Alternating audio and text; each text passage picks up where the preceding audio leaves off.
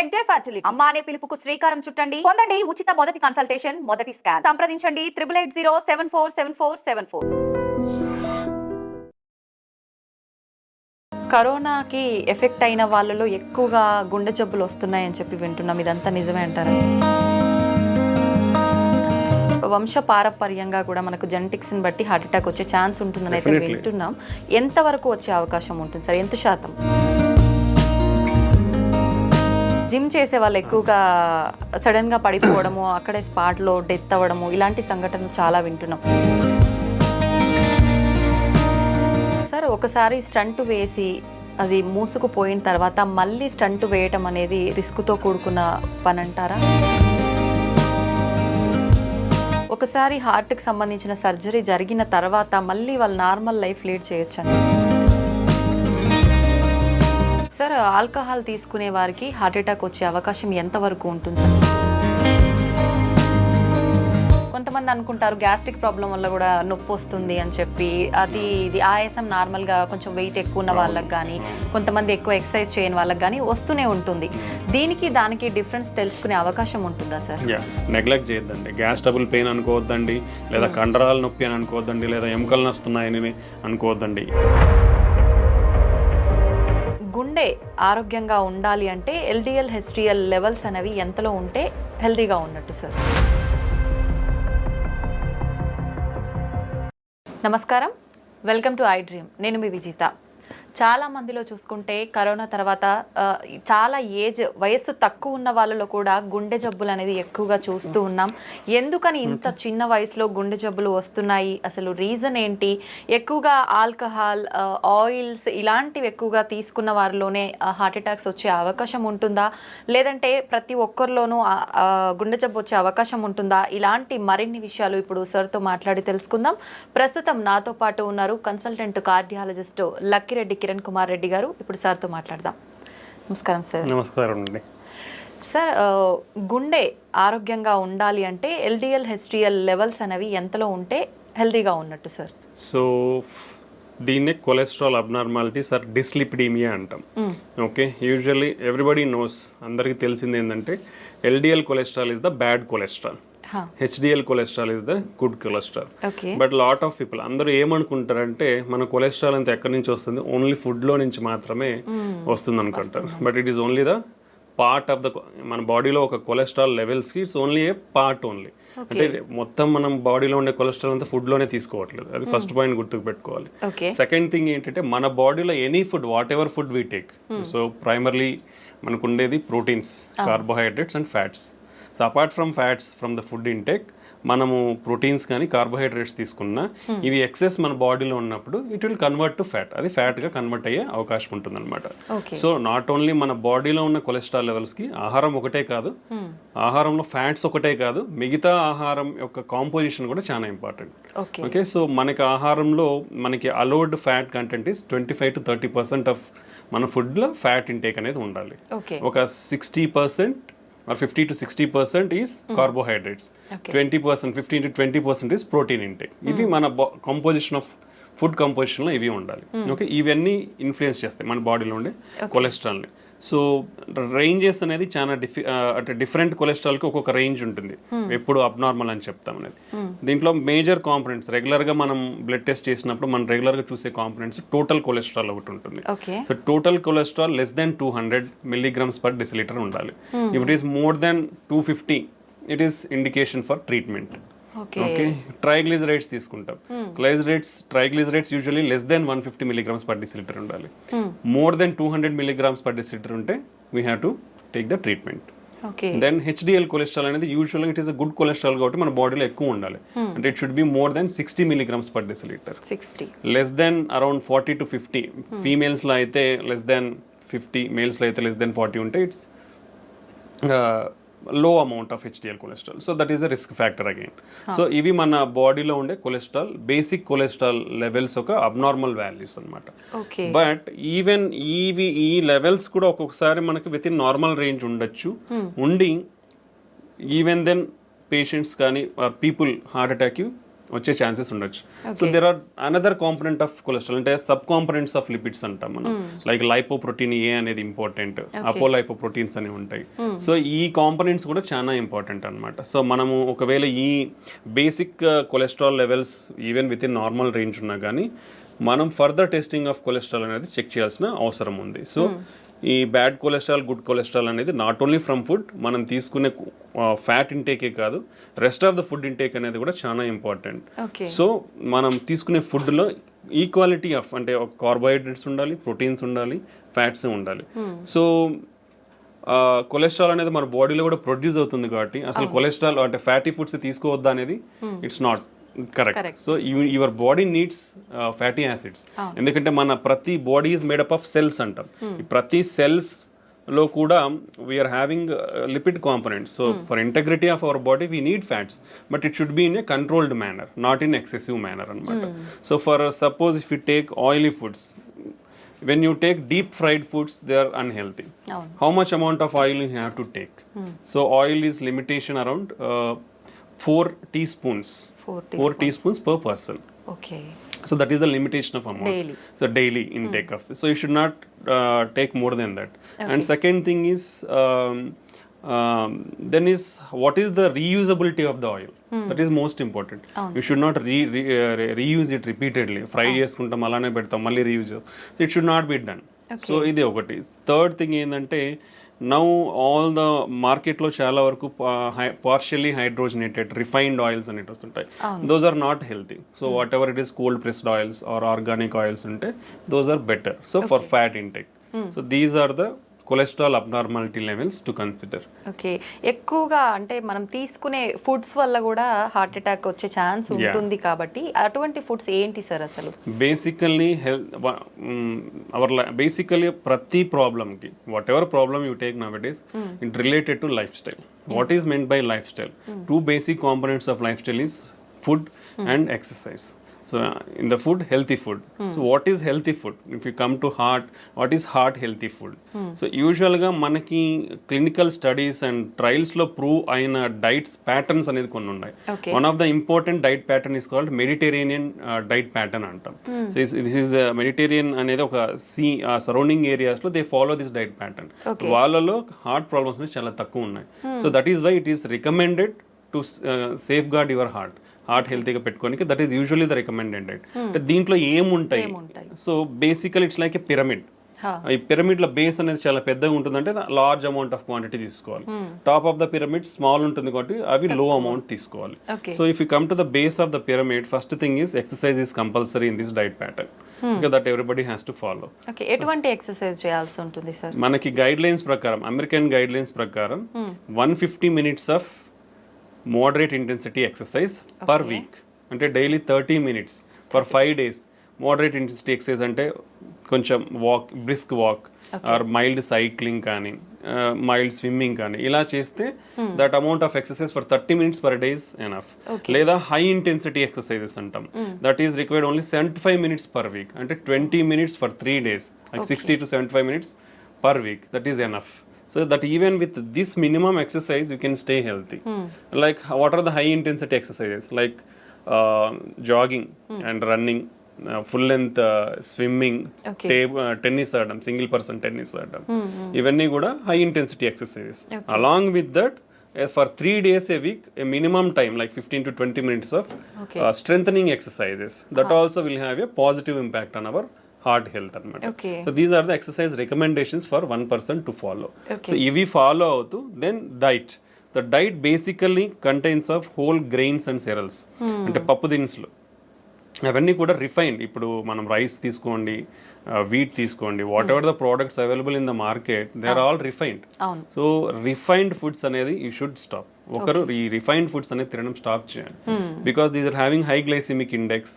High glycemic, so more absorption and immediately sugar levels will rise, hormonal imbalance, insulin imbalance, all this will happen. So you should keep away from this refined foods nunchi dooram undali. Whole grains like whole wheat, brown rice, unpolished rice, ilanti తీసుకొని like millets, other grains, పప్పు దినుసులు ఇవన్నీ ఎక్కువ అంటే minimum daily you should take around 3 servings per day. Oh, you have to take these things. Next comes fruits and vegetables. Fruits and vegetables are one of the important component. Vegetarian diet, plant based diet is much healthier than animal based diet. Okay. So daily you should take around 4 to 5 servings of fruits and vegetables. In India, if you come, hardly less than 50% of the population in India eat only one time a week. అంటే ఒక్కసారి మాత్రమే వారంలో fruits తీసుకుంటున్నారు మన భారతదేశంలో. You see how much gap is there. Okay, even vegetables కూడా like daily 4 to 5 servings of vegetables కూడా it is hardly 20 to 25% in all India. Okay. So you see how much gap in the diet, healthy dietary patterns we are following. Okay, this is one of the important. Next thing is oils. Oils, limited amount. 1 teaspoon is equal to 5 grams. Okay. Okay, you should take around 4 to 5 teaspoons per person. That is the limitation amount. And reusable oils anedi undakudu. So among these oils, extra virgin olive oil is the better thing, and any plant based oil is good. Plant based oils lo kuda we have to go for like cold pressed oils. Better avoid refined oils అనేది avoid చేయాలి. దాంట్లో కూడా mono unsaturated or poly unsaturated fatty acids ఉన్న ఆయిల్స్ని prefer చేయాలి, like sunflower, soybean oil, sesame oil. ఇవి they are good in mono or poly unsaturated fatty acids. Okay, then if you come to poultry or fish, non-vegetarian. In non-vegetarian, usually the preferred is fish. Okay. Any oily fish or fish is the preferred non-vegetarian diet. Apart from that, poultry, chicken. Chicken doesn't have any harmful effects on the heart.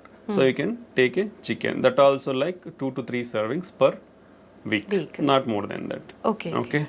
Then if you come to dairy products, dairy also 1 or 2 times a day you can take dairy products. Then on the top, which is the minimal amount, like hardly once in a month, or even less than that, all the processed foods and the red meat. The red meat comes like mutton, lamb, sheep, pork, beef. All this comes under red meat. So it is not advisable to take all these things. And all sugar sweetened beverages like cool drinks, which is the very harmful. బయటికి పోతే చాలు cool drink తాగుతారు, అది అలవాటు అయిపోతుంది అందరికి. So అది avoid చేయాలి. బికాస్ అసలు అంటే హార్డ్లీ మంత్లో వన్స్ అని చెప్తున్నాం, ఇక్కడ అందరు చేసేది అంటే డైలీ 3 times తాగుతారు. You see how much harmfulness we are getting into our body. And all the bakery products, like all are coming from the refined wheat. Like maida nunchi bakery products anni samosal gaani, puffle gaani, even if you see cakes, lot of cream is there. So all things are refined products only. You should avoid. Hardly less than a month you should eat. But this is the bad thing. ఆ పైన ఉండేదే మనం అందరం కింద ఎక్కువ తింటున్నాం. So this is the unhealthy thing you should not follow. So this healthy diet follow avadam anedi chaana important. If you follow this healthy diet and regular exercise, we can control lot of risk factors like sugar gaani, BP gaani, stress levels gaani. We can reduce all of the things with healthy diet and exercise. Okay, that is the importance of diet and exercise. Sir చాలా మందిలో వింటుంటాము heart attack అనేది sudden గా వస్తుంది, ఇంతకు ముందు ఎప్పుడు ఉండదు, sudden గా వస్తుంది, ఎటువంటి సిమ్టమ్స్ కూడా లేవు, చాలా యాక్టివ్ గా హెల్దీగా ఉన్నారు అని చెప్పి. నిజంగా ప్రతి ఒక్కరిలో కూడా సిమ్టమ్స్ అనేవి కనిపించవంటారా సార్ హార్ట్ అటాక్ వచ్చే ముందు? యూజువల్లీ హార్ట్ అటాక్ అనేది ఎందుకు వస్తుందంటే మన రక్తనాళాలు అంటే గుండె పైన 3 రక్తనాళాలు ఉంటాయి.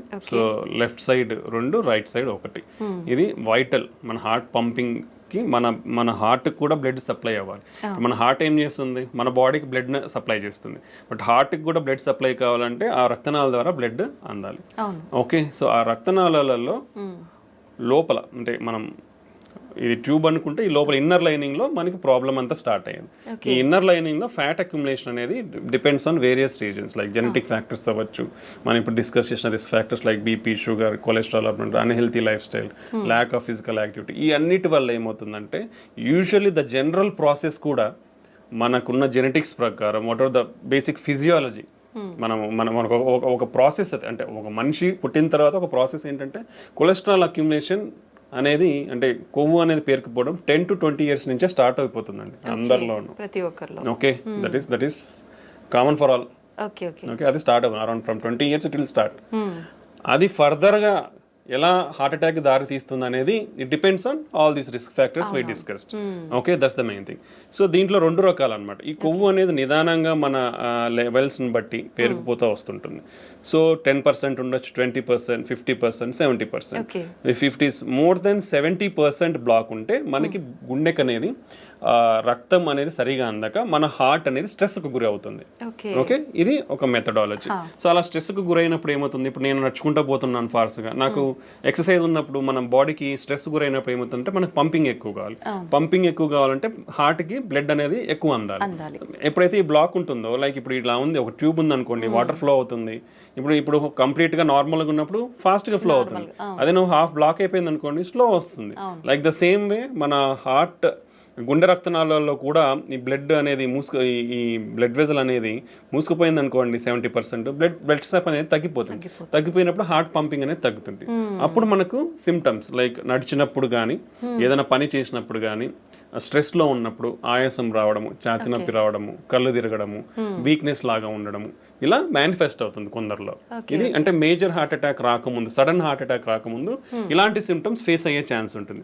బట్ చాలా మంది ఏం చేస్తారంటే ఇవి ఏజ్ తో రిలేటెడ్ అలా వచ్చినాయి అనుకోవడమో, లేదంటే నేను పని చేసినాను కాబట్టి పని చేస్తే ఇలా ఉంటాయి అనుకోవడం అనేది నెగ్లెక్ట్ చేస్తారు. సో ఆ నెగ్లిజెన్స్ వల్ల వీళ్ళు రికగ్నైజ్ చేయకపోవడం వల్ల సడన్ గా హార్ట్ అటాక్ కి గురవుతారు. బట్ ఇది ఒక కాంపోనెంట్ అయితే, ఇప్పుడు మనం 70% అయితే మనకు సిమ్టమ్స్ తెలుస్తాయి. But even sudden heart attacks అనేది ఈ మెకానిజం వేరు. ఈ సడన్ హార్ట్ అటాక్ లో ఏమవుతుందంటే, ఫర్ సపోజ్ 20% బ్లాకే ఉంది మనకి, 20% బ్లడ్ ఫ్లో బాగానే ఉంటుంది. బట్ ఈ అన్కంట్రోల్ షుగర్ కానీ, బీపీ ఎక్కువైనప్పుడు కానీ, లేదా స్ట్రెస్ గురైనప్పుడు కానీ, ఇలా ఏమవుతుందంటే ఈ పొర ఉంటుంది, ఏది కొలెస్ట్రాల్ పెరిగిపోయిన దాని మీద పొర, అది సడన్ గా రప్చర్ అయిపోతుంది, బర్స్ట్ అయిపోతుంది. బర్స్ట్ అయినప్పుడు ఈ లోపల ఉండేటివి బ్లడ్లో ఎక్స్పోజ్ అవడం వల్ల మన బ్లడ్లో ఉండే ప్లేట్లెట్స్ కోయాగులేషన్ ఫ్యాక్టర్స్, అంటే బ్లడ్ క్లాటింగ్ ఫ్యాక్టర్స్ అంటాం, ప్లేట్లెట్స్, అవి సడన్గా వచ్చేసి అక్కడ అన్ని చేరుకుపోతాయి. చేరుకుపోయినట్టు ఇమీడియట్గా బ్లడ్ వెజల్ అనేది బ్లాక్ అవుతుంది. ఇమీడియట్గా బ్లాక్ అయినప్పుడు సడన్ హార్ట్ అటాక్ వస్తుంది అనమాట. ఇది సడన్ హార్ట్ అటాక్ రానికి ముఖ్య కారణం. ఓకే, సో దానికి మనము ప్రియంటివ్గా మనకున్న రిస్క్ ఫ్యాక్టర్స్ని చెక్ చేసుకోవడం, రెగ్యులర్గా ఉన్న వాటిని కంట్రోల్లో పెట్టుకోవడం, హెల్తీ లైఫ్ స్టైల్ ఫాలో అవడం వల్ల ఇవన్నీ తగ్గించుకునే ఛాన్స్ ఉంటుంది. But we can't completely prevent. We can reduce the chances, but we can't completely prevent. Okay, ఇది mechanism of heart attack. So ప్రీవియస్గా ఏ సిమ్టమ్స్ లేని వాళ్ళు కూడా ఈ 20% ప్లాక్స్ అనేది సడన్ గా బర్స్ట్ అయినప్పుడు సడన్ హార్ట్ అటాక్ వచ్చే అవకాశం ఉంటుంది అనమాట. ఓకే, ఇది అక్యూట్ హార్ట్ అటాక్ అంటాం. మనం ఫస్ట్ ప్రీవియస్గా స్లోగా నడిచేటప్పుడు వచ్చేదాన్ని chronic coronary syndromes, chronic heart attack లాగా చెప్పొచ్చు అనమాట.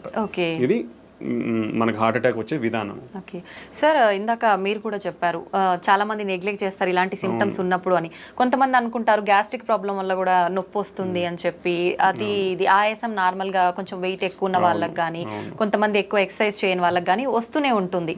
దీనికి దానికి డిఫరెన్స్ తెలుసుకునే అవకాశం ఉంటుందా సార్? ఇప్పుడు యూజువల్ గా హార్ట్ అటాక్ లో వచ్చే పెయిన్ ఏంటంటే, మనం ఛాతీ చాలా బరువు ఉంటుంది అనమాట. అంటే ఒక 100 kgs వెయిట్ పెట్టినట్లు ఉంటుంది మన ఛాతీ మీద, ప్రెషర్ ఫీల్ అవుతాం. ఓకే, నొప్పి కాదు, basically it's like discomfort. Heavy బరువు పెట్టేస్తే ఏమవుతుంది, ఊపిరి ఆడకుండా. సో ఆ బరువుతో పాటే మనకి ఈ ఊపిరి ఆడకుండా ఉండే సెన్సేషన్ తెలుస్తుంది అనమాట. So that is typical of heart attack. Okay, అది చాలా ఇంపార్టెంట్. అలా కాకుండా సమ్ టైమ్స్ సూదులు కూర్చున్నట్లు ఉండడం కానీ, లేదా ఏదో మైల్డ్గా నలతగా ఉండి మైల్డ్ పెయిన్ తెలుస్తూ ఉంది, లేదా ఆ పెయిన్ ఇట్లా చేతికంతా పాకుతున్నట్లు తెలియడము, దాంతో పాటు వామిటింగ్ వచ్చిన సెన్సేషన్ ఉండడం కానీ, లేదా కళ్ళు తిరిగినట్లు ఉండే అవకాశం ఉంటుంది. ఓకే, చెమటలు పట్టిపోతాయి, చాలా ఎక్కువ పట్టిపోతాయి చెమటలు. సో ఇలా కూడా సిమ్టమ్స్ ఉండొచ్చు అనమాట. Okay, so but gastric pain ఎలా ఉంటుంది యూజువల్గా ఏంటంటే, మనకి కొంచెం ఈ పొత్తి కడుపులో మంటగా ఉంటుంది, మంటగా ఉండి ఆ పైకి గ్యాస్ట్రిక్ రిఫ్లక్స్ అంటాం, యాసిడ్ కాబట్టి ఆ రిఫ్లెక్షన్ కూడా ఇక్కడ నుంచి ఇక్కడ వరకు కూడా మనకు బర్నింగ్ ఉంటుంది గొంతు వరకు. యూజువల్గా గ్యాస్ట్రిక్ పెయిన్ అలా ఉంటుంది అనమాట. But any type of pain, అంటే మనం డిస్క్రైబ్ చేసుకున్న పెయినే హార్ట్ అటాక్ ఉండాల్సిన అయితే ఉండదు, అది టిపికల్. అలా ఉంటే కంపల్సరీ హార్ట్ అటాక్. బట్ అలా కాకుండా కూర్చున్నట్లున్న పెయిన్గా ఉన్న అది కూడా హార్ట్ అటాక్ అయి ఉండొచ్చు. Okay, any pain. That's why నేను ఎప్పుడు ప్రతి ఇంటర్వ్యూలో ప్రతి ఒక్కరికి నేను ఒకటే చెప్తాను, ఎనీ నీకు ఎటువంటి ఛాతీ నొప్పి వచ్చినా ఒక 30 సంవత్సరాలు 40 సంవత్సరాలు దాటిన తర్వాత నెగ్లెక్ట్ చేయొద్దండి. గ్యాస్ ట్రబుల్ పెయిన్ అనుకోవద్దండి, లేదా కండరాల నొప్పి అని అనుకోవద్దండి, లేదా ఎముకలు నొస్తున్నాయని అనుకోవద్దండి. మీకు ఆ నొప్పి తగ్గట్లేదు, విపరీతమైన నొప్పి ఉంది, ఆ ఇంటెన్సిటీ అంటాం, పెయిన్ ఇంటెన్సిటీ అంటాం, మైల్డ్గా ఉంది, పెరుగుతుంది, ఆ ఇంటెన్సిటీ అలా పెరుగుతూ ఉన్నా, సో అలాంటప్పుడు ఇమ్మీడియట్గా ఒకే ఒక చిన్న టెస్ట్, ఈసీజీ టెస్ట్ అంటాం. జస్ట్ హాస్పిటల్ ఎక్కడికి పోయినా, ఏ చిన్న క్లినిక్ పోయినా majority of the times diagnostic సెంటర్లలో కూడా ఈసీజీ అవైలబిలిటీ ఉంటుంది. సో అలా ఇబ్బంది ఉన్న వాళ్ళు ఒక చిన్న ECG that cost very less than around 200 to 300 కంటే ఎక్కువ ఉండదు ఈసీజీ అనేది. ఓకే, సో ఎక్కడికి పోయినా అలాంటి ఈసీజీ అనేది తీస్తారు. సో ఆ చెస్ట్ పెయిన్ అనేది ఎటువంటి చెస్ట్ పెయిన్ ఉన్నా ఒక ఈసీజీ తీసుకుంటే ప్రాణం కాపాడుకోవచ్చు. ఎందుకంటే అక్యూట్ హార్ట్ అటాక్ ఈసీజీలో చాలా ఈజీగా తెలిసిపోతుంది. సో దాంట్లో హార్ట్ అటాక్ చేంజెస్ ఉన్నాయా, ఇమీడియట్గా డాక్టర్స్ అక్కడ ఉన్న అవైలబిలిటీ ఉంటే ట్రీట్మెంట్ ఇస్తారు, లేదంటే రెఫర్ చేస్తారు. ఒకవేళ అది నార్మల్గా ఉందంటే ఊపిరి పీల్చుకొని then you can evaluate slowly. Okay, so any type of chest pain, ఎటువంటి ఛాతీ నొప్పి ఉన్నా కానీ ఏ మాత్రం నిర్లక్ష్యం చేయకుండా ఇమీడియట్గా ఒక ఈసీజీ టెస్ట్ తీసుకొని మీ ప్రాణాలను కాపాడుకోండి. That's the good thing.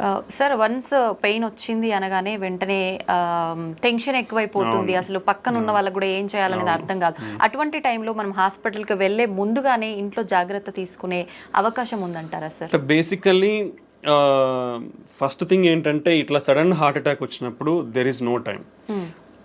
Even with this latest technological advancements, మనకు ఇంతకుముందు హార్ట్ అటాక్ ఎలా కనుక్కోవాలో రీచబిలిటీ ఉండేది కాదు, ఏది ఇన్వెస్టిగేషన్స్ కానీ. ఇప్పుడు ఎక్కడికి పోయినా, ఏ చిన్న విలేజ్కి కానీ చిన్న టౌన్కి వెళ్ళినా ఫాస్ట్గా వెళ్ళొచ్చు, ఈసీజీ తీయించుకోవచ్చు, డయాగ్నోస్ చేసుకోవచ్చు.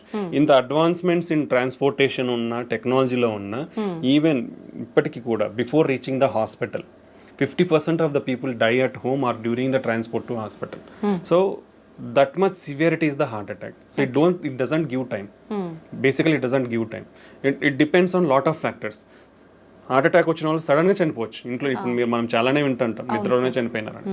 ఇట్ విల్ హ్యావ్ సడన్ గా బ్లాక్ అయినప్పుడు ఏమవుతుందంటే, ఈ మన కండరం అనేది ఎలక్ట్రికల్ సిస్టమ్ ఉంటుంది బాడీలో, అది సడన్ గా బ్లడ్ ఫ్లో తగ్గిపోవడం వల్ల ఫిబ్రిలేట్ అవుతుంది అనమాట. ఫిబ్రిలేట్ అంటే హార్ట్ రేట్ అనేది ఫాస్ట్ కొట్టుకుంటుంది. సో అది రికగ్నైజ్ చేసే లోపలనే పేషెంట్ విల్ డై. బికాస్ చాలా మందికి తెలియదు how to recognise it. Okay, that's why immediately when the person ఎవరైతే కొలాప్స్ అయిపోయి పడిపోతారో వాళ్ళకి మనం ఇంటికి సిపిఆర్ అనేది స్టార్ట్ చేయమని చెప్తాం. So that will give time. అంటే ఒక మెడికల్ పర్సన్ వచ్చి ట్రీట్మెంట్ ఇచ్చే లోపల ఇట్ విల్ గివ్ టైమ్. ఎందుకంటే మనం ప్రెస్ చేసినప్పుడు బ్లడ్ సర్క్యులేషన్ అనేది జరుగుతుంది కాబట్టి it will keep our brain and other organs intact కాబట్టి. సో ఇప్పటికీ కూడా 50% of the heart attacks can't reach hospital. So కాబట్టి ఇటువంటి వారు ఫస్ట్ ప్రికాషనరీ మెజర్స్ ఏంటంటే స్క్రీనింగ్ ప్రోగ్రామ్స్. ఎందుకంటే మన లైఫ్ స్టైల్ మనల్ని ఈ ఎరాలోకి తోసేసింది. మనం అందరం కూడా వర్స్ట్ లైఫ్ స్టైల్లోనే ఉన్నాం. Everybody is like that. Okay, 30 years దాటితే బీ కేర్ఫుల్, 40 years దాటితే ఇంకా be careful. So annual screening checkups, that is most important. That is if you తీసుకుంటే బీపీ కానీ షుగర్ కానీ 1 in 3 persons are undiagnosed. Okay, so ఎవరికి తెలియదు, hospital పోతే BP ఉందన్నారు, హాస్పిటల్ పోతే షుగర్ ఉందన్నారు అని చెప్తారు. సో మనకు తెలియదు చాలా జబ్బులు మనకు ఉన్నాయని, బికాస్ అర్లీ స్టేజెస్ లో మేనిఫెస్ట్ కావు సిమ్టమ్స్ అనేది. So we have to identify through some investigations. So annual screening programmes అనేది చాలా important. Okay, second thing, BP కానీ షుగర్ కానీ కొలెస్ట్రాల్ అబ్నార్మాలిటీస్ ఉన్న వాళ్ళు కానీ వీళ్ళందరూ చాలా జాగ్రత్తగా ఇప్పుడు బీపీ ఉన్న వాళ్ళు they have to keep 1 BP monitor in their home. ఇప్పుడు ఎందుకంటే హాస్పిటల్లో చూసే బీపీ వాల్యూస్ కంటే ఇంట్లో ఉన్న బీపీ వాల్యూస్ చాలా యాక్యురేట్ ఉంటుంది. దట్ హోమ్ బీపీ బేస్డ్ ట్రీట్మెంట్సే ఇస్తాం మేము కూడా. ఇఫ్ సంబడి ఎవరన్నా ఇంట్లో బీపీ రెగ్యులర్గా నోట్ చేసుకుంటున్నారంటే ఆఫీస్లో ఒక 20 వరకు ఎక్కువ ఉండొచ్చు because of anxiety are lot of things. Okay, home BP monitoring అనేది చాలా ఇంపార్టెంట్ బీపీ కంట్రోల్లో పెట్టుకోండి. ఓకే, రెగ్యులర్గా బీపీ మిషన్ అనేది పెట్టుకోవాలి. బీపీ షుగర్ ఉన్న వాళ్ళు కూడా అట్లీస్ట్ మంత్లీ చెక్ చేయించుకోవాలి. ఎవ్రీ 3 months HbA1c టెస్ట్ అనేది ఒకటి చేసుకోవాలి. Okay, strict control of BP and diabetes చేసుకోవాలి. కొలెస్ట్రాల్ లెవెల్స్ కూడా స్ట్రిక్ట్ కంట్రోల్లో ఉండాలి. Healthy lifestyle, take healthy food, అవసరమైనంత మాత్రమే తినండి. అనవసరంగా ఏదో ఇప్పుడు ఏంటంటే అవైలబిలిటీ ఈజీ అయిపోయింది. If you see some 30 years back people are dying from malnutrition, food కానీ ఇవన్నీ అందక చనిపోయేవాళ్ళు. అవును, బట్ ఇప్పుడు అంతా బికాస్ మాల్ న్యూట్రిషన్ వల్ల ఫుడ్ వల్ల ఇట్లా అయిపోతున్నారని గవర్నమెంట్స్ అన్ని ఏం చేశారంటే policies easy availability of food చేసేసాయి. లైక్ ఫ్రీ పథకాలు కానీ అంటే చాలా ప్రొవిజన్స్ ఇచ్చేసారు, ఎవరు కూడా ఆకలితో చావకూడదు అనేసి. ఇప్పుడు ఈజీ అవైలబిలిటీ ఆఫ్ ఫుడ్ అయిపోయింది. So you don't have to move out to get food. So easy availability of food అయిపోయిన తర్వాత వచ్చింది కదా ఉంది కదా అని తినేస్తా ఉన్నారు. That will lead to lot of problems. So take your healthy diet, take required proportions only and do regular exercise. So ఇలా ప్రికాషనరీ మెజర్స్ తీసుకుంటే మనము ఈ హార్ట్ అటాక్ సడన్ గా వచ్చే దాని నుంచి ప్రివెంట్ చేసుకోవచ్చు. బట్ బిఫోర్ ఎనీథింగ్ అంటే ఒక హార్ట్ అటాక్ వచ్చే ముందర మనకి మినిమం కొంచెం ఛాతి నొప్పి కానీ ఆయాసంగా ఫీల్ అవ్వడం, ఆ ఆయాసంతో యాంగ్జైటీ, ఎయిర్ హంగర్ అంటాం, మనకి ఏదో గాలి ఆడట్లేదు అనిపిస్తుంది, ఓకే యాంగ్జైటీ స్టార్ట్ అవుతుంది, చెమటలు పట్టచ్చు, వామిటింగ్ సెన్సేషన్ ఉండొచ్చు, సో చెయ్యి లాగచ్చు, ఇలాంటి మైల్డ్ ప్రికాషనరీ సైన్స్ ఉంటాయి. పర్టికులర్లీ మనం తీసుకుంటే డయాబెటీస్ కానీ ఎల్డర్లీ మోర్ దాన్ 60-65 ఇయర్స్ వాళ్ళలో కానీ ఫీమేల్స్ కానీ పర్టికులర్లీ ఈ 3 కేటగిరీలో సిమ్టమ్స్ అనేది చాలా తక్కువగా తెలుస్తాయి. ఛాతి నొప్పి వచ్చినా దే కాంట్ రికగ్నైజ్, ఎందుకంటే మైల్డ్గా ఉంటాయి వాళ్ళలో. సో ఆ మైల్డ్ది నెగ్లెక్ట్ చేస్తే more dangers. So particularly females, elderly people more than 60-65 years and diabetes ఉన్న వాళ్ళు ఎంత మైల్డ్ సిమ్టమ్ ఉన్నా ఇమీడియట్గా they should go to hospital and evaluate. దాన్ని సరి చేసుకుంటే మనము అర్లీగా రికగ్నైజ్ చేసుకొని విల్ ప్రివెంట్ ఫర్దర్ కాంప్లికేషన్స్. ఇవి మనకు హార్ట్ అటాక్ ముందు వచ్చే precautionary science. Okay sir, alcohol తీసుకునే వారికి హార్ట్ అటాక్ వచ్చే అవకాశం ఎంత వరకు ఉంటుంది సార్? అది ప్రమాదకరమైంది అంటారా? కంపల్సరీ వస్తుందండి. ప్రీవియస్గా ఏమైందంటే lot of studies I think జెంట్స్లో ఒక డైలీ ఒక 2 డ్రింక్స్ కానీ, 2 డ్రింక్స్ అంటే బాటిల్స్ కాదు, there is some limit of, అంటే ఒక బీర్ తీసుకుంటే 300 ml, or if you take wine 150 ml, or if you take alcohol like whisky 40% alcohol తీసుకుంటే ఒక 40 ml అట్లా ఉండేటివి. Like 2 drinks per day for men and 1 drink per day for women అనేది. But all the recent guidelines for the past 2 years మనకు వచ్చిన clinical trials and studies, what ever alcohol you take it is risky only. Okay, whatever alcohol, ఎంత amount of alcohol తీసుకున్నారో దానివల్ల మీకు హాని అయితే ఉంది. So better completely avoid alcohol intake. Okay, that's the recent studies shown us. Previous గా ఏదో some health benefits అని అందరూ అనుకుంటా ఉండేవాళ్ళు, but there is nothing like that. Whatever amount of alcohol you take, your మీ health అనేది damage అవుతూ వస్తుంది. Someday it will accumulate and cause major big problems అన్నమాట. సో ఇలా ఒకటి ఉంటుంది. రెండోది, ఆల్కహాల్ అనేది ఎప్పుడో ఒకసారి కదా తాగేది అనుకొని ఈ రోజు వేసేసేయాలి బాటిల్స్ అనుకొని 3 బాటిల్స్ ఇట్లా తీసుకునే వాళ్ళు ఉంటారు కొందరు. ఎప్పుడో ఒకసారి తీసుకుంటున్నాను కదా, అది కూడా రాంగ్. ఎందుకంటే అంత బింజ్ ఆల్కహాల్ డ్రింకింగ్ అంటాం దాన్ని. సో ఆ బింజ్ ఆల్కహాల్ డ్రింకింగ్ ఏమవుతుందంటే హార్ట్ రేట్ అబ్నార్మాలిటీస్ ఉంటాయి. హార్ట్ రేట్ అబ్నార్మాలిటీ సడన్ గా హార్ట్ రేట్ ఎక్కువైపోయి patient may die. Okay, so binge alcohol drinking avoid completely. Okay, that is second most important. Chronic alcohol intakes, ఏ రోజు 2 తీసుకుంటున్నా 3 తీసుకుంటున్నా నాకేమైతుంది, నేను బాగున్నా కదా, టెస్ట్లు అన్ని చేయించుకున్నా నార్మల్గా ఉన్నాయి, పోయినసారి చేయించుకున్నా ఈసారి చేయించుకున్నా నార్మల్గా ఉన్నాయి అనుకుంటారు. But some day your heart is going to fail. So alcoholic cardiomyopathy అంటాం. ఒకసారి హార్ట్ ఫెయిల్ అయ్యి ఇర్రివర్సిబుల్ స్టేజ్లోకి వెళ్ళింది అనుకోండి, నథింగ్ విల్ హెల్ప్. ఎన్ని మందులు అన్నా ఏం చేసినా నీకు మళ్ళీ నార్మల్ ఫంక్షన్కి రాదు. వీ హ్యాడ్ సీన్ యంగ్స్టర్స్ ఆ స్టేజ్కి పోవడం కూడా మేము చూసాము. కంప్లీట్గా రోజు తాగే వాళ్ళను చూసి వాళ్ళ irreversible stage of heart failure అంటాం, అక్కడికి వెళ్ళిన వాళ్ళని చూసాము. నెక్స్ట్ వీళ్ళల్లో ట్రైగ్లిజరైడ్ అబ్నార్మాలిటీస్ వచ్చే ఛాన్స్ ఉంటుంది, దెన్ హార్ట్ అటాక్స్ వచ్చే ఛాన్స్ ఉంటుంది. Okay, even they are more prone to liver disease, chronic liver disease and cirrhosis అంటాం, ప్యాంక్రటైటిస్ అంటాం. సో లాట్ ఆఫ్ కాంప్లికేషన్, అంటే not only heart, it will damage other organs also. So when ఒకసారి ఇది హానిగా అనిపిస్తుంది అంటే you should get away from system అంతా effect అవుతుంది. So you should get away from them. Better don't take alcohol. అలవాటు ఉన్న వాళ్ళు కూడా if it is difficult for you to stop, reduce your amount slowly and completely stop it and stay healthy. Okay, అది alcohol related side effects. Sir, ప్రతి ఒక్కరం కూడా వింటూనే ఉంటాం ఆల్కహాల్ కానీ స్మోకింగ్ కానీ 2 కూడా ప్రమాదకరమని. ఇప్పుడు మీరు కూడా చెప్పారు ఆల్కహాల్ తీసుకుంటే ఎటువంటి ప్రమాదం, మరి స్మోకింగ్ తీసుకునే వాళ్ళలో ఎటువంటి ప్రమాదాలు ఉంటాయి, ప్రత్యేకించి హార్ట్ కు సంబంధించి ఎలాంటి హాని జరుగుతుంది? Smoking is the deadliest risk factor అండి. 2 పెద్ద అనారోగ్యాన్ని చేయగలిగే జబ్బులు ఏంటంటే, ఒకటి షుగర్, రెండోది స్మోకింగ్. ఈ 2 చాలా డేంజరస్. అంటే బాడీలో ప్రతిదీ అఫెక్ట్ అయిపోతుంది. ఈ 2 వల్ల ప్రతి ఆర్గన్ బాడీలో అఫెక్ట్ అయిపోతుంది. స్మోకింగ్ అనేది మన బ్లడ్ వెజల్స్లో ప్రతి బ్లడ్ వెజల్ని కొవ్వు పెరిగిపోయే ఛాన్స్ ఇస్తుంది, ఇన్ఫ్లమేషన్ ఉంటుంది, బ్లడ్ క్లాటింగ్ రిస్క్ పెరుగుతుంది. సో ఒక బ్లడ్ వెజల్ అనేది మన బాడీ మొత్తం బ్లడ్ వెజల్స్ ఉంటాయి. సో ఎక్కడైనా ఇవి అఫెక్ట్ అవ్వచ్చు. సో ఒక ఆర్గాన్, ఏ ఆర్గాన్ బ్లడ్ వెజల్ అఫెక్ట్ అయితే ఆర్గాన్ ఫెయిల్ అయిపోతుంది. And particularly smoking will cause every type of cancer. మనకు తెలిసిందే, oral cancer, okay, lung cancer, esophageal cancer, pancreatic cancer, colon cancer అన్నీ వస్తాయి స్మోకింగ్తో. Okay, and heart, definitely smoking heart అటాక్స్కి one of the biggest cause. Smoking వల్ల ప్రపంచంలో సంవత్సరానికి 1 billion people are dying. ఇండియాలో 1 million people are dying because of smoking. Almost 30% of the Indians are smokers. Okay, ఇది మన statistics. So that much serious side effects ఉన్నప్పుడు you should completely stop it. Usually governments కూడా they are not able to ban because of I don't know lot of reasons, but they are bringing lot of strict regulatory measures. లో every pack మీద completely avoid smoking అనేది definitely ఉంటుంది. Everywhere they display, even in public places like theatres they are displaying stop smoking and they are showing the consequences చూపిస్తున్నారు. Brain stroke, cancers, heart attacks, emphysema, lung problems, ఆయాసం రావడము. So what not, every organ is getting affected. So completely stop smoking. It is dangerous. Smoking అంటే మనం smoking చేయడమే కదండి, మీరు ఇప్పుడు నీ చుట్టుపక్కల వాళ్ళు కూడా అఫెక్ట్ అవుతారు. ఇఫ్ సంబడీ స్మోకింగ్, చుట్టుపక్కల వాళ్ళు ఒక 10 మంది ఉంటే వాళ్ళు 10 మంది కూడా అఫెక్ట్ అవుతారు. That is called as second hand smoke అంటాం. సార్, స్మోక్ చేసిన వాళ్ళకంటే ఎక్కువ పక్క వాళ్ళకే ఎక్కువ ఎఫెక్ట్ అయ్యే ఎక్కువ అనేది లేదు, కానీ ఎక్కువ అని చెప్పలేము. స్మోక్ చేసే వాళ్ళు ఎంత అఫెక్ట్ అవుతారో, సెకండ్ హ్యాండ్ స్మోక్ అంటే పక్కన తాకుండా పీల్చుకునే వాళ్ళు కూడా అఫెక్ట్ అవుతారు. So it can be seen in both females లో, కానీ మనం పెద్దవాళ్ళలో అయితే వాళ్ళకి గుండె జబ్బులు రావచ్చు, బ్రెయిన్ స్ట్రోక్ రావచ్చు, ఊపిరితిత్తుల ప్రాబ్లమ్స్ ఇవన్నీ వచ్చు. చిన్నపిల్లలలో కూడా వాళ్ళకి ఊపిరితిత్తుల ప్రాబ్లమ్స్, రికరెంట్ రెస్పిరేటరీ ట్రాక్ట్ ఊపిరితిత్తుల ఇన్ఫెక్షన్స్, ఆర్ ఏంటి upper respiratory tract infections, low birth weight, ఇలా చాలా కారణాలు ఉండే అవకాశం. సో ఒక ఫ్యామిలీలో మీరు ఇంట్లోనే తాగుతున్నారంటే మీ వైఫ్ అఫెక్ట్ అవుతుంది, మీ పిల్లలు ఇబ్బంది అవుతారు. ఓకే, ఆల్వేస్ రిమెంబర్, ఒక సిగరెట్ తాగే మనిషి నేనేదో తాగుతున్నా నా ఆరోగ్యం పాడైపోతుంది అనేది ఎప్పటికీ అనుకోవద్దండి.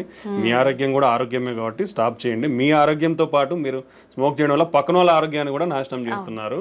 సో పక్కన వాళ్ళు కూడా కొంచెం ఇనిషియేటివ్ తీసుకొని అలా ఎవరైనా చేసినప్పుడు వాళ్ళకి చెప్తే వాళ్ళు అట్లీస్ట్ పోయి పక్కకు పోయినా తాగేస్తారు, లేదంటే మానేయమన్నా మానేస్తారు అప్పుడు.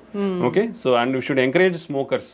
ఎవరైతే సిగరెట్స్ తాగుతున్నారో వాళ్ళకి ఇవన్నీ చెప్పి వాళ్ళని ఎంకరేజ్ చేయాలి to quit smoking. Because smoking అనేది స్టాప్ చేసిన తర్వాత హార్ట్ అటాక్ రిస్క్ తగ్గనికి 10 సంవత్సరాలు పడుతుందండి. ఒక మనిషి ఇప్పుడు స్మోకింగ్ స్టాప్ చేసినా కానీ అతనికి హార్ట్ అటాక్ రిస్క్ తగ్గనికి, అంటే ఈ స్మోకింగ్ మానేసినాక కూడా 10 years వరకు అతనికి హార్ట్ అటాక్ రిస్క్ చాలా ఎక్కువ ఉంటుంది. Okay, that is the impact of smoking. మానేసాకే అన్ని ఇయర్స్ ఉంటే కంటిన్యూ ఉన్నప్పుడు ఎంత సిగ్నిఫికెంట్ ఉంటుందో ఆలోచించాలి అందరూ కూడా. Okay, that is most important. So next ఏమొస్తాయంటే మనకు సెకండ్ హ్యాండ్ స్మోక్ కాకుండా వీళ్ళు కాల్డ్ యాజ్ ఈ-సిగరెట్స్ అంటారు. Those are also dangerous. Smoking related anything like e cigarettes, దాంట్లో నికోటిన్ ఉండదు, but still lot of studies, even in US studies also showed, even if somebody advertise that non nicotine cigarettes ఉన్నా కానీ దాంట్లో కూడా nicotine ఉంటుంది. Nicotine లేకపోయినా lot of damaging products like metallic, tin, lead, mercury ఇలాంటి చాలా compounds, dangerous compounds ఉంటున్నాయి. So even everything, hookahs is also dangerous. E-cigarettes, hookahs, everything is dangerous. So completely avoid all those products and stay healthy. Okay sir, చాలా మంది pan, gutka ఇలాంటివి ఎక్కువగా తీసుకుంటూనే ఉంటారు non stop గా, ఎక్కడ పడితే అక్కడ ఉమ్మేస్తూ ఉంటారు. అలాంటి వాళ్ళకి కూడా గుండె జబ్బులు వచ్చే అవకాశం ఉంటుంది. డెఫినెట్లీ వస్తాయండి. పాన్, గుట్కా అనేది కూడా ఏముంది, పొగాకే కదా. పొగాకు పీల్చినా నమిలినా అంతా లోపలికే పోతుంది, బ్లడ్ లోకే అబ్జర్వ్ అవుతుంది. ఆ కెమికల్స్ అన్ని బ్లడ్ లోకే పోతాయి. ఫైనల్ గా బ్లడ్ లోకి వెళ్ళిన తర్వాత ప్రతి ఆర్గాన్ని ఎఫెక్ట్ చేస్తాయి. సో స్మోకింగ్ అయితే ఎంత డేంజరస్, గుట్కా, పాన్ ఇలాంటివి కూడా అదే రేంజ్లో డేంజరస్. సో దానివల్ల పర్టికులర్లీ మోర్ ఏంటంటే మౌత్ క్యాన్సర్స్, ఓరల్ క్యాన్సర్స్ ఎక్కువ ఉంటాయి. ఎందుకంటే డైరెక్ట్లీ ఇట్ ఈస్ ఈ ఏరియాలో అఫెక్ట్ అవుతుంది కాబట్టి. బట్ బ్లడ్ లో కూడా అబ్జర్వ్ అయిపోయి ఆ కాంపౌండ్స్ అన్ని it is also cause heart attacks and brain strokes. So that also too dangerous. Completely avoid all these things. Sir, cardiac arrest అంటూ ఉంటారు. హార్ట్ అటాక్ కి దానికి మధ్య డిఫరెన్స్ ఏమైనా ఉందా సార్? రెండు ఒకటేనా? రెండు డిఫరెంట్ అండి. Okay, this is very important. Heart attack అంటే మనం ఆల్రెడీ మాట్లాడుకున్నాం, అంటే మన గుండె రక్తనాళాలలో బ్లాక్స్ వస్తే ఆ బ్లాక్ వల్ల బ్లడ్ సప్లై సడన్ గా ఆగిపోయి హార్ట్ మజిల్ అనేది సడన్ గా వీక్ అవుతుంది, అవును. దాన్ని హార్ట్ అటాక్ అంటాం. హా. ఓకే, కార్డియాక్ అరెస్ట్ అంటే గుండె కొట్టుకునేది సడన్ గా ఆగిపోవడం. Hmm. అంటే ఇప్పుడు హార్ట్ అటాక్ వచ్చినప్పుడు గుండె కొట్టుకుంటుంది, అవును. But some part of the A part కి బ్లడ్ వెజల్ అఫెక్ట్ అయ్యి బ్లడ్ సప్లై తగ్గిందో ఆ పార్ట్ అనేది పనిచేయదు, రెస్ట్ ఆఫ్ ద గుండె కొట్టుకుంటుంది. Okay. బట్ హార్ట్ అటాక్ లో కూడా ఇలా జరగడం వల్ల సడన్ గా గుండె ఆగిపోయే ప్రమాదం అనేది ఉంటుంది.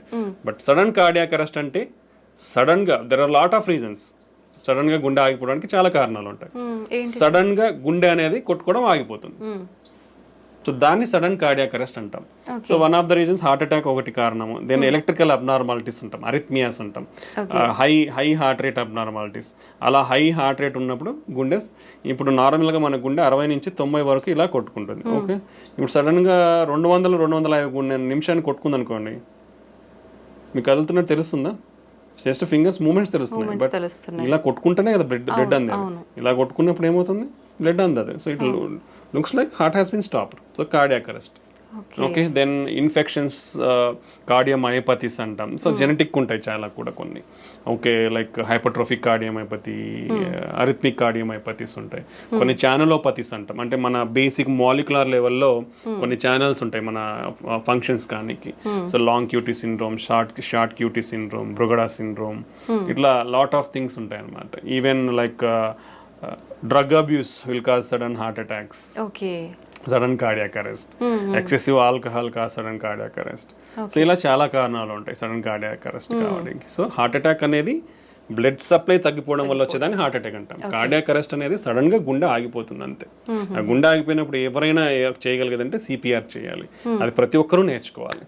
ఎందుకంటే సంబడి మీకు ఆ సిపిఆర్ అనేది తెలిస్తే అట్లీస్ట్ మీరు మనం అంటే throughout your lifespan you can save one life. అది కంపల్సరీ ఎవ్రీబడి, అంటే చదువులేని వాళ్ళు కూడా నేర్చుకోవచ్చు. అది it's not a big science కానీ నాలెడ్జ్ కానీ ఏం లేదు. అదేంటి just need a simple training. Everybody ఆ ట్రైనింగ్ ని కూడా తీసుకోవచ్చు. Lot of online programmes, hospitals are offering CPR programmes.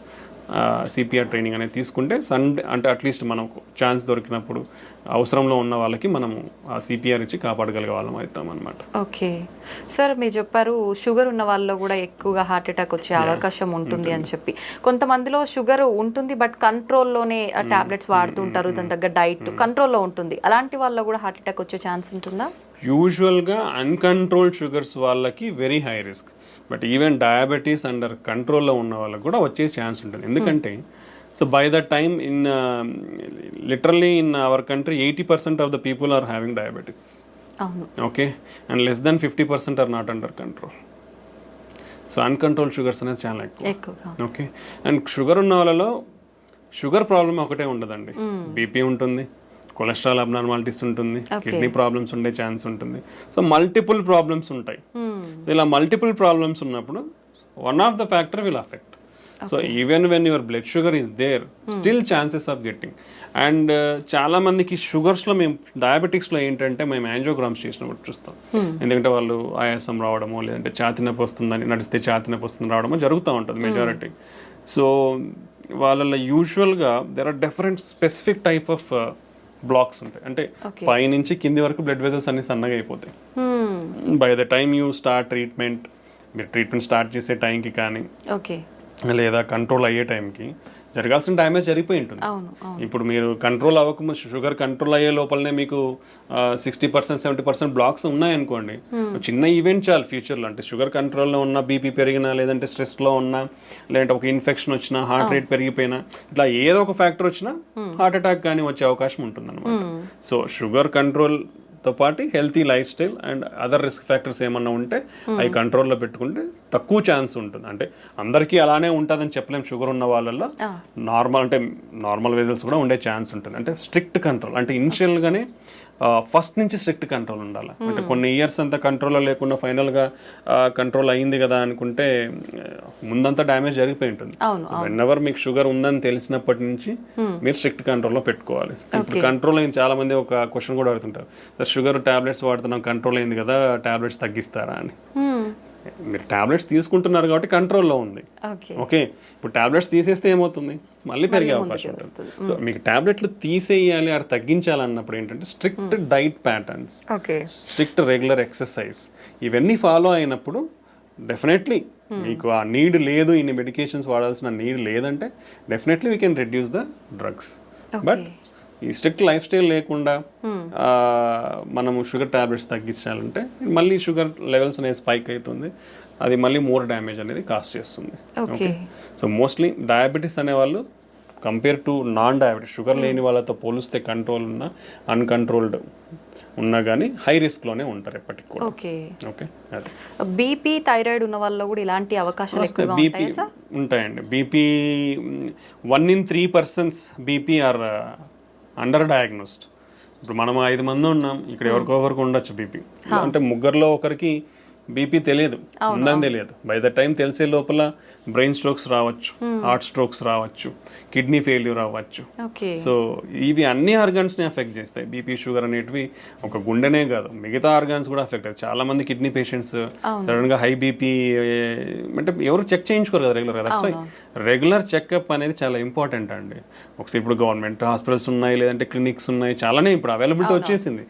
లేదంటే ఇంట్లో బీపీ మానిటర్ పెట్టుకొని ఆటోమేటిక్ ఇంకోరు వచ్చి చూడాల్సిన అవసరం లేదు. ఇప్పుడు ఇంట్లో కనెక్ట్ చేసుకొని చూసుకున్నా మనకు బీపీ ఉందా లేదా తెలిసిపోతుంది. సో అప్పుడప్పుడు అనేది ఈ బీపీ మెజర్మెంట్, షుగర్ టెస్టింగ్ అనేది కంపల్సరీ చేయించుకుంటూ ఉండాలంటే ఇవన్నీ ఎక్కువైపోతున్నాయి because of our lifestyle. So ఇవి చెక్ చేసుకోవడం వల్ల మనం జాగ్రత్త పడి మన ఆరోగ్యాన్ని కాపాడుకున్న వాళ్ళం అవుతాం అన్నమాట. సో బీపీ ఉన్న వాళ్ళు కూడా మోస్ట్లీ హార్ట్ అటాక్స్ కానీ బ్రెయిన్ స్ట్రోక్స్, కిడ్నీ ఫెయిల్యూర్స్ అనేది చాలా ఎక్కువ రేట్స్ అనేది ఉంటుంది. ఒకరిలో ముగ్గురు బీపీ ఉందనేది అండర్ డయాగ్నోస్డ్ ఉంది. ఆల్మోస్ట్ ఏవైతే హార్ట్ అటాక్స్ వస్తున్నాయో, బ్రెయిన్ స్ట్రోక్స్ వస్తున్నాయో వీళ్ళల్లో 55% మందికి బీపీ ఉంటుంది. Okay, and BP almost 12% deaths cause చేస్తుంది. Okay, that much significant. BP వల్ల ఈవెన్ మన మెయిన్ బ్లడ్ వెజల్ అయోటా ఉంటుంది, అది కూడా లైక్ రప్చర్ అయ్యే, డిసెక్షన్స్ అయ్యే అన్కంట్రోల్డ్ ఉంటే మన బ్రెయిన్లో హెమరేజ్ అయ్యే ఛాన్స్ ఉండొచ్చు. ఇలా lot of complications. So BP అనేది మనం ఇంట్లోనే చెక్ చేసుకోవచ్చు because of availability of technology now days. ఇప్పుడు అంతా స్మార్ట్ వాచ్లలో కూడా బీపీ వస్తున్నాయి తొందరలో, ఇంతవరకు రాలేదు but future generation all watches are coming with everything, heart rate monitor, blood pressure, oxygen saturation. You can use the technology and stay healthy. Availability ఉన్నప్పుడు we have to use the technology and stay healthy. So BP కూడా ఇలాంటివి definitely lot of problems అనేది cost చేస్తుంది. చాలా మందిలో high బీపీసే కాకుండా లో BPs కూడా ఉంటూ ఉంటాయి కదా సార్, వాళ్ళలో కూడా అవకాశం ఉంటుందా? అంటే లో బీపీ ఇస్ డిఫరెంట్ ఎంటిటీ అండి. ఓకే, హై బీపీ అంటే యూజువల్గా నార్మల్ ఈజ్ 120/80 అంటాం, అంటే పైన సిస్టోలిక్ కింద డయాస్టోలిక్. మోర్ దెన్ 130/85 ఈజ్ అబ్ normal. More than 140/90 is called stage 2. Okay, stage 3 అంటే మోర్ దెన్ 180/120. సో ఇవి మన staging of BP levels. Okay, so border line అంటే నార్మల్ లో లెవెల్ ఆఫ్ నార్మల్ బీపీ అంటే 90/60. సో పైన 90 ఉండడం, కింద ఇప్పుడు is less than that, less than 90/60 ఉంటేనే మనం లో బీపీ అంటాం. బట్ ఈ బార్డర్ లైన్ బీపీ అనేది కొందరిలో ఉండొచ్చు. యూజువల్లీ ఫీమేల్స్ సన్నగా ఉన్న వాళ్ళలో, వెయిట్ తక్కువ ఉన్న వాళ్ళలో ఇలా బీపీ అనేది లోవర్ లెవెల్స్ ఉండొచ్చు. ప్రెగ్నెంట్స్ లో కూడా కొంచెం బీపీ అనేది లో లెవెల్లో ఉండొచ్చు. సో కొందరిలో ఇది నార్మల్ వేరియంట్, అంటే it's not low BP is not borderline BPs are normal variant. Low BP అనేది డిఫరెంట్ కాజెస్, లైక్ ఇప్పుడు ఏదైనా హార్ట్ అటాక్, హార్ట్ వీక్ ఉండడం కానీ, హార్ట్ ఫెయిల్యూర్ ఉండి హార్ట్ వీక్ ఉండడం కానీ, లేదా ఇప్పుడు వామిటింగ్స్, డయేరియల్ అయిపోయినప్పుడు, ఫ్లూయిడ్ లాస్, బ్లడ్ మన బాడీలోంచి ఫ్లూయిడ్ లాస్, డిహైడ్రేషన్ ఉన్నప్పుడు బీపీ అనేది తగ్గుతుంది. ఓకే, దెన్ ఇన్ఫెక్షన్స్ ఉన్నప్పుడు తగ్గే అవకాశం ఉంటుంది. సో ఇలా చాలా కారణాలు ఉంటాయి లో బీపీ అనేది. సో అది మనం చూసుకోవాలి దేనివల్ల. ఒకవేళ నిజంగానే లో బీపీ ఉందంటే ఏమైనా ప్రాబ్లం ఉందనేది చెక్ చేసుకోవాల్సి ఉంటుంది. బట్ యూజువల్గా అయితే లో బీపీ అనేది ఉండదు. Okay, until unless some problem is there, low BP అనేది ఉండదు. ఓకే సార్, హార్ట్ పెయిన్ వచ్చింది అనగానే వెంటనే ఏదైనా ట్యాబ్లెట్ వేసుకుంటే కనుక ఇది మనం కొంతలో కొంత తగ్గించుకోవచ్చు, హాస్పిటల్కి వెళ్ళే లోపే అనే ఏదైనా ట్యాబ్లెట్ ఉందా సార్? అంటే అది అందరూ తీసుకోలేమండి బేసికల్లీ. ఇప్పుడు ఎవరికి వస్తుంది ఎవరు తెలియదు కదా. ఇప్పుడు మనం రోజు ఎన్ని టాబ్లెట్స్ పెట్టుకొని తిరుగుతామండి, ఎవరు తిరగలేం కదా. సో అదే దానికంటే ఏంటంటే ఇలా ఒక టాబ్లెట్ అనేది కాకుండా, అంటే ఇప్పుడు టాబ్లెట్స్ అనేది ప్రిస్క్రిప్షన్ ఉంటే కూడా ఎవరు ఇవ్వరండి. ఓకే, సో ఆల్రెడీ ఇప్పుడు పేషెంట్స్ లైక్ షుగర్ కానీ, బీపీ ఉంది, బీపీ వాళ్ళు, కొలెస్ట్రాల్ ఉన్న వాళ్ళు, ఆల్రెడీ హార్ట్ అటాక్ వచ్చిన వాళ్ళు, బ్రెయిన్ స్ట్రోక్ వచ్చిన వాళ్ళు, లేదా స్టంట్లు కానీ బైపాస్ చేయించుకున్న వాళ్ళల్లో రికరెంట్గా వచ్చే ఛాన్స్ ఉంటుంది. అలాంటి వాళ్ళకి ఆల్రెడీ బ్లడ్ థిన్నర్స్ ఉంటాయి. వాళ్ళల్లో మనం ఒకవేళ అలాంటి సిమ్టమ్స్ ఉన్నప్పుడు ఆ బ్లడ్ థిన్నర్స్ని మనం ఇచ్చిన డోస్ లైక్ ఆ టాబ్లెట్స్ని ఒక 2 టాబ్లెట్స్ కానీ అలా తీసుకుంటే వాళ్ళకి ఇన్స్ట్రక్షన్స్ ఉంటాయని మన ఇన్స్ట్రక్షన్స్ ప్రకారం తీసుకుని ఉంటే ఆ సైన్స్ ఉన్నప్పుడు వాళ్ళు తీసుకున్నప్పుడు ప్రివెంట్ చేసి అంటే రికరెంట్ అటాక్స్ ప్రివెంట్ చేసేదానికి ఉపయోగపడుతుంది. అంటే ఆల్రెడీ అఫెక్ట్ అయిన వాళ్ళకి, ఎందుకంటే వాళ్ళ దగ్గర ఆల్రెడీ రెడీలీ అవైలబుల్ ఉంటాయి. అలా మిగతా వాళ్ళ దగ్గర రెడీలీ అవైలబుల్ ఉండవు కదా. అవైలబుల్ ఉన్న వాళ్ళు ఏంటంటే ఫస్ట్ నిర్ధారణ చేసుకోవాలి. పెయిన్ ఎందుకు వస్తుందో తెలియనప్పుడు నువ్వు టాబ్లెట్స్ మింగేస్తాను సార్ అంటే ఎట్లా కష్టం కదా. సో దానికి ఇమీడియట్ గా ఎనీ చెస్ట్ పెయిన్ నెగ్లిజెన్స్ లేకుండా ఒక చిన్న ఈసీజీ దించుకోండి. ఈసీజీలో ఉంటే మీకు డాక్టర్ ఇస్తారు టాబ్లెట్స్, లేదంటే అవసరం లేదు. ఓకే, సో అలా ప్రతి ఒక్కరూ టాబ్లెట్స్ అనేది మింగడానికి కరెక్ట్ కాదు. యూజువల్గా ఏంటంటే మనకి ఇలా రిస్క్ ఫ్యాక్టర్స్ ఉన్న వాళ్ళల్లో we'll having scoring systems. Okay, వాళ్ళ రిస్క్ని ఎవాల్యుయేట్ చేసే స్కోరింగ్ సిస్టమ్స్ ఉంటాయి మనకి. So like intermediate to high risk అంటాం. అలా ఉన్న వాళ్ళకి వీ కెన్ డాక్టర్స్ వీళ్ళు ప్రిస్క్రైబ్ అంటే హార్ట్ అటాక్ రాకుండా బ్లడ్ థిన్నర్స్ అనేది ఇస్తామన్నమాట. సో అలాంటి వాళ్ళ దగ్గర ఉన్నప్పుడు వాళ్ళు తీసుకోవచ్చు, నాట్ ఎవ్రీబడి. సార్, ప్రత్యేకంగా లేడీస్ విషయానికి వస్తే హార్ట్ అటాక్ రావడానికి ఇవి రీజన్స్ అని చెప్పొచ్చే రీజన్స్ ఏమైనా ఉన్నాయా? అంటే usually ladies are underrepresented అండి. లాట్ ఆఫ్ క్లినికల్ ట్రయల్స్లో చూసుకుంటే ఎక్కువ మంది జెంట్స్లోనే ఎవాల్యుయేట్ చేస్తున్నారు, ఫీమేల్స్ని evaluate. So there is lot of discrepancy in the data also. అంటే వీళ్ళని ఎక్కువ రిప్రజెంట్ చేసినారు కాబట్టి వీళ్ళని ఎక్కువ, వీళ్ళని రిప్రజెంట్ చేయలేదు కాబట్టి తక్కువ అన్నట్లు ఉంటుంది. బట్ ఫీమేల్స్కి మేల్స్ ఆల్ ఈక్వల్లీ ఇద్దరు కూడా హార్ట్ అటాక్ రావడానికి సమానమైన ఛాన్సెస్ ఉంటాయి. సో వీళ్ళ అంటే బీపీ, షుగర్, కొలెస్ట్రాల్ ఇవన్నీ కూడా యాజ్ జెంట్స్ ఫీమేల్స్ సేమ్ రిస్కే ఉంటుంది. బట్ ఫీమేల్స్లో తీసుకుంటే like they are more prone to some special category. అంటే మన వెజల్స్ అనేది మెయిన్ వెజల్స్ అంటే మైక్రో వెజల్ అంటాం, కింద దాని చివర్లో వచ్చేది మైక్రో వెజల్. ఈ మైక్రో వాస్కులేచర్ అబ్స్ట్రక్షన్స్ కొంచెం ఫీమేల్స్లో ఎక్కువ ఉంటుంది. That is the first point. రెండోది females are more sensitive, like called vasospasm అంటే వెజల్ ఉండేది సడన్ గా ముడుచుకుపోతుంది. ఇలా స్పాజమ్ కి females are more prone. Emotionally also called emotional heart syndrome కూడా ఉంటుంది మనకి, సాకోసోబో సిండ్రోమ్ అంటాం. అంటే సడన్ ఎమోషనల్లీ అయినారనుకోండి సడన్ గా హార్ట్ అటాక్ లాగా ప్రజెంట్ అయ్యే ఛాన్స్ ఉంటుంది. అది more in females. And some times spontaneous coronary artery dissection అంటాం. అంటే మన బ్లడ్ వెజల్ సడన్ గా ఇట్లా కోత రావడం అనమాట. అలా కోత వచ్చినప్పుడు బ్లడ్ ఫ్లో తగ్గిపోతుంది, హార్ట్ అటాక్ లాగా ప్రజెంట్ అయ్యే ఛాన్స్ ఉంటుంది. సో అలా ఫీమేల్స్ లో కొంచెం ఎక్కువ వచ్చే అవకాశం ఉంటుంది. And then like post menopause hormonal disturbances వల్ల కూడా కొంచెం హార్మోనల్ చేంజెస్ అన్ని జరిగి కొంచెం హార్ట్ అటాక్స్ ఎక్కువ వచ్చే అవకాశం ఉండొచ్చు. And second thing under representation. నేను అదే చెప్పాను కదా, అంటే they are neglected a bit usually in the society. Previously, right now everything is changing, is going in equality. ప్రీవియస్గా అంటే ఫ్యామిలీలో అయినా ఎవరైనా తీసుకుంటే ఫీమేల్స్లో ఒకవేళ ఏదైనా సిమ్టమ్స్ చెప్తే లైట్గా తీసుకునేవాళ్ళు. అలా ఆ నెగ్లిజెన్స్ అనేది ఉండకూడదు ఇప్పుడు వాళ్ళు, ఎందుకంటే they are also equally affected by health. So వాళ్ళలో ఆ నెగ్లిజెన్స్ చూపించకుండా వాళ్ళకు కూడా ఇమీడియట్ ట్రీట్మెంట్ తీసుకుంటే you can give better care to our family members, ఫీమేల్స్కి. ఓకే, ఇదొకటి. దెన్ ప్రెగ్నెన్సీలో that is most important nowadays. Pregnancy ఉన్నప్పుడు you should take care of your health very properly. మీకు బీపీ కానీ షుగర్ కానీ ఇలా complications ఏమున్నా కానీ these are all carrying forward. So if anybody develops BP or thyroid disorders or sugar in pregnancy, they are more prone to risk for getting heart problems in future. So you should manage your pregnancy well. So ఇవన్నీ చాలా important అనమాట ఫీమేల్స్లో. So ఇవన్నీ care తీసుకుంటే, and మనం already discuss చేసుకున్నాం, ఫీమేల్స్లో symptoms అనేది ఈజీగా recognise చేయడం కూడా కొంచెం వాళ్ళలో తక్కువ తెలుస్తాయి, నొప్పిని రికగ్నైజ్ చేయడం కానీ, ఆయాసం కానీ. సో ఇవన్నీ ఆ నెగ్లిజెన్స్ అనేది లేకుండా మైల్డ్ ప్రాబ్లం ఉన్నప్పుడు కూడా మనకు ఫీమేల్స్ పెద్దవాళ్ళు ఎవరైతే ఉన్నారో ఇంట్లో వాళ్ళకి ఇమీడియట్ కేర్, మనం కన్సర్న్ అండ్ కేర్ చూపించి వాళ్ళని సరైన చూపిస్తే మనం అర్లీగా డిటెక్ట్ చేసి we can save themselves. So ఇవి మనకు మేల్స్కి ఫీమేల్స్కి మధ్య ఉన్న తేడాలు. Okay sir, once heart attack వచ్చిన వాళ్ళకి ఆఫ్టర్ ట్రీట్మెంట్ హెల్దీగా ఉన్నా మళ్ళీ వచ్చే అవకాశం ఎక్కువగా ఉంటుందంటారా? ఉండొచ్చండి. Once any problem like heart attack or brain stroke ఒకసారి వచ్చిన తర్వాత రికరెంట్ ఛాన్సెస్ డెఫినెట్లీ హై ఉంటాయి. ఓకే, సో హెల్తీగా అనేది చాలా కాంపోనెంట్స్ ఉంటాయి. మనం ఆల్రెడీ డిస్కస్ చేసుకునేది, మన హెల్తీ ఫుడ్ ఉంటుంది, డైలీ ఎక్సర్సైజ్ ఉంటుంది, మనకు బీపీ షుగర్ ఎంత కంట్రోల్లో ఉన్నాయని ఉంటుంది, మనకి ఇచ్చిన మెడికేషన్స్ ఎంత కరెక్ట్గా వేసుకుంటున్నాం అనేది ఉంటుంది. So all these factors affect. ఈ ఫ్యాక్టర్స్ నుంచి ఒకటి డివియేట్ అయినా మనకు ఎక్కువ వచ్చే ఛాన్స్ ఉంటుంది. Even an controllable natural process అండి. మనకు ఫ్యాట్ అక్యుములేషన్ అనేది న్యాచురల్ ప్రాసెస్. మనం మెడిసిన్స్ తీసుకున్నా కానీ కొందరిలో బికాస్ ఆఫ్ జెనెటిక్స్ ప్రోగ్రెస్ అయ్యే ఛాన్స్ ఉండొచ్చు. ఓకే. సో ఈ డిఫరెంట్ కాంపనెంట్స్ వల్ల అఫెక్ట్ అయ్యే ఛాన్స్ ఉంటుంది. సో ఒకసారి హార్ట్ అటాక్ కానీ బ్రెయిన్ స్ట్రోక్ వచ్చిన వాళ్ళు డెఫినెట్లీ హై రిస్క్, మళ్ళీ వచ్చే ఛాన్సెస్ ఎక్కువే ఉంటుంది. కాబట్టి ఇంకొంచెం స్పెషల్ జాగ్రత్తలు తీసుకోవాలి. అంటే మెడికేషన్స్కి చాలా స్ట్రిక్ట్గా ఫాలో అవ్వాలి. రెగ్యులర్గా అట్లీస్ట్ కంట్రోల్ లెవెల్స్ చెక్ చేసుకోవాలి. బీపీ కానీ కొలెస్ట్రాల్ కానీ షుగర్ కానీ ఇవన్నీ at least third monthly at least check చేసుకోవాలి.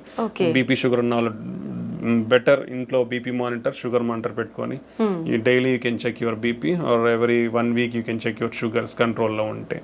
సో ఇలాంటి జాగ్రత్తలు అన్నీ తీసుకుంటే మనం ఇవన్నీ అంటే medications, blood thinners, cholesterol lowering drugs, BP control drug, sugar control ఇవన్నీ టైమ్లీ తీసుకొని కరెక్ట్గా మెయింటైన్ చేసుకోగలిగితే రికరెంట్ అటాక్స్ అనేది మనం తగ్గించుకోవచ్చు కూడా. ఓకే సార్, హార్ట్ అటాక్ వచ్చిన వాళ్ళకి వేరే హెల్త్ ఇష్యూస్ ఎక్కువగా కూడా వస్తుంటాయి అని చెప్పి అంటుంటారు. నిజంగా అలా వచ్చే అవకాశం ఉంటుందా? అంటే ఇట్ డిపెండ్స్. అంటే it depends on lot of risk factors. ఇప్పుడు హార్ట్ అటాక్ ఎందుకు వచ్చింది, బీపీనో షుగరో ఇంకోటి ఏదో ఉంటుంది. ఉండదు. ఉన్నప్పుడు ఏమవుతుంది, వాళ్ళు ఒకసారి అఫెక్ట్ అయిన తర్వాత ఫర్దర్ ఆర్గన్స్ కూడా డ్యామేజ్ అయ్యే ఛాన్స్ ఉంటుంది. వీ డోంట్ అంటే మనం హార్ట్ అటాక్ సిమ్టమ్స్తో ప్రజెంట్ అనేది కాబట్టి we can treat that.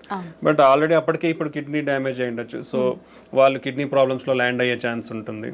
Okay, sugar కానీ బీపీ ఉన్న వాళ్ళు వీళ్ళందరూ. లేదా ఒకసారి this is called vascular disease అనుకున్నాం. అంటే cholesterol accumulation in the blood vessels. ఇక్కడ అఫెక్ట్ అయినాయంటే బ్లడ్ వెజల్స్ ఎక్కడ వేరే చోట కూడా అఫెక్ట్ అయి ఉంటుంది. సో ఒకసారి హార్ట్ అటాక్ వచ్చిన వాళ్ళు ఫ్యూచర్లో బ్రెయిన్ స్ట్రోక్ కూడా వచ్చే అవకాశం ఎక్కువ ఉంటుంది, లేదా కాళ్ళల్లో బ్లాక్స్ వచ్చే అవకాశం ఉంటుంది. సో ఇలా అదర్ ప్రాబ్లమ్స్ కూడా వచ్చే అవకాశం ఎక్కువే ఉంటుంది అనమాట.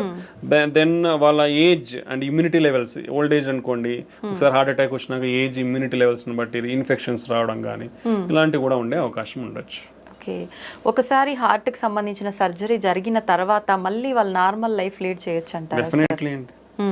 ఇప్పుడున్న latest technology and advancements and treatments తో డెఫినెట్లీ నార్మల్ లైఫ్ లీడ్ చేయొచ్చు. ఒకసారి హార్ట్ అటాక్ వచ్చింది, స్టంట్ పడిందంటే అయ్యో ఏదో అయిపోయింది ఇంకేం చేయలేమనేది ఎక్కడా లేదు.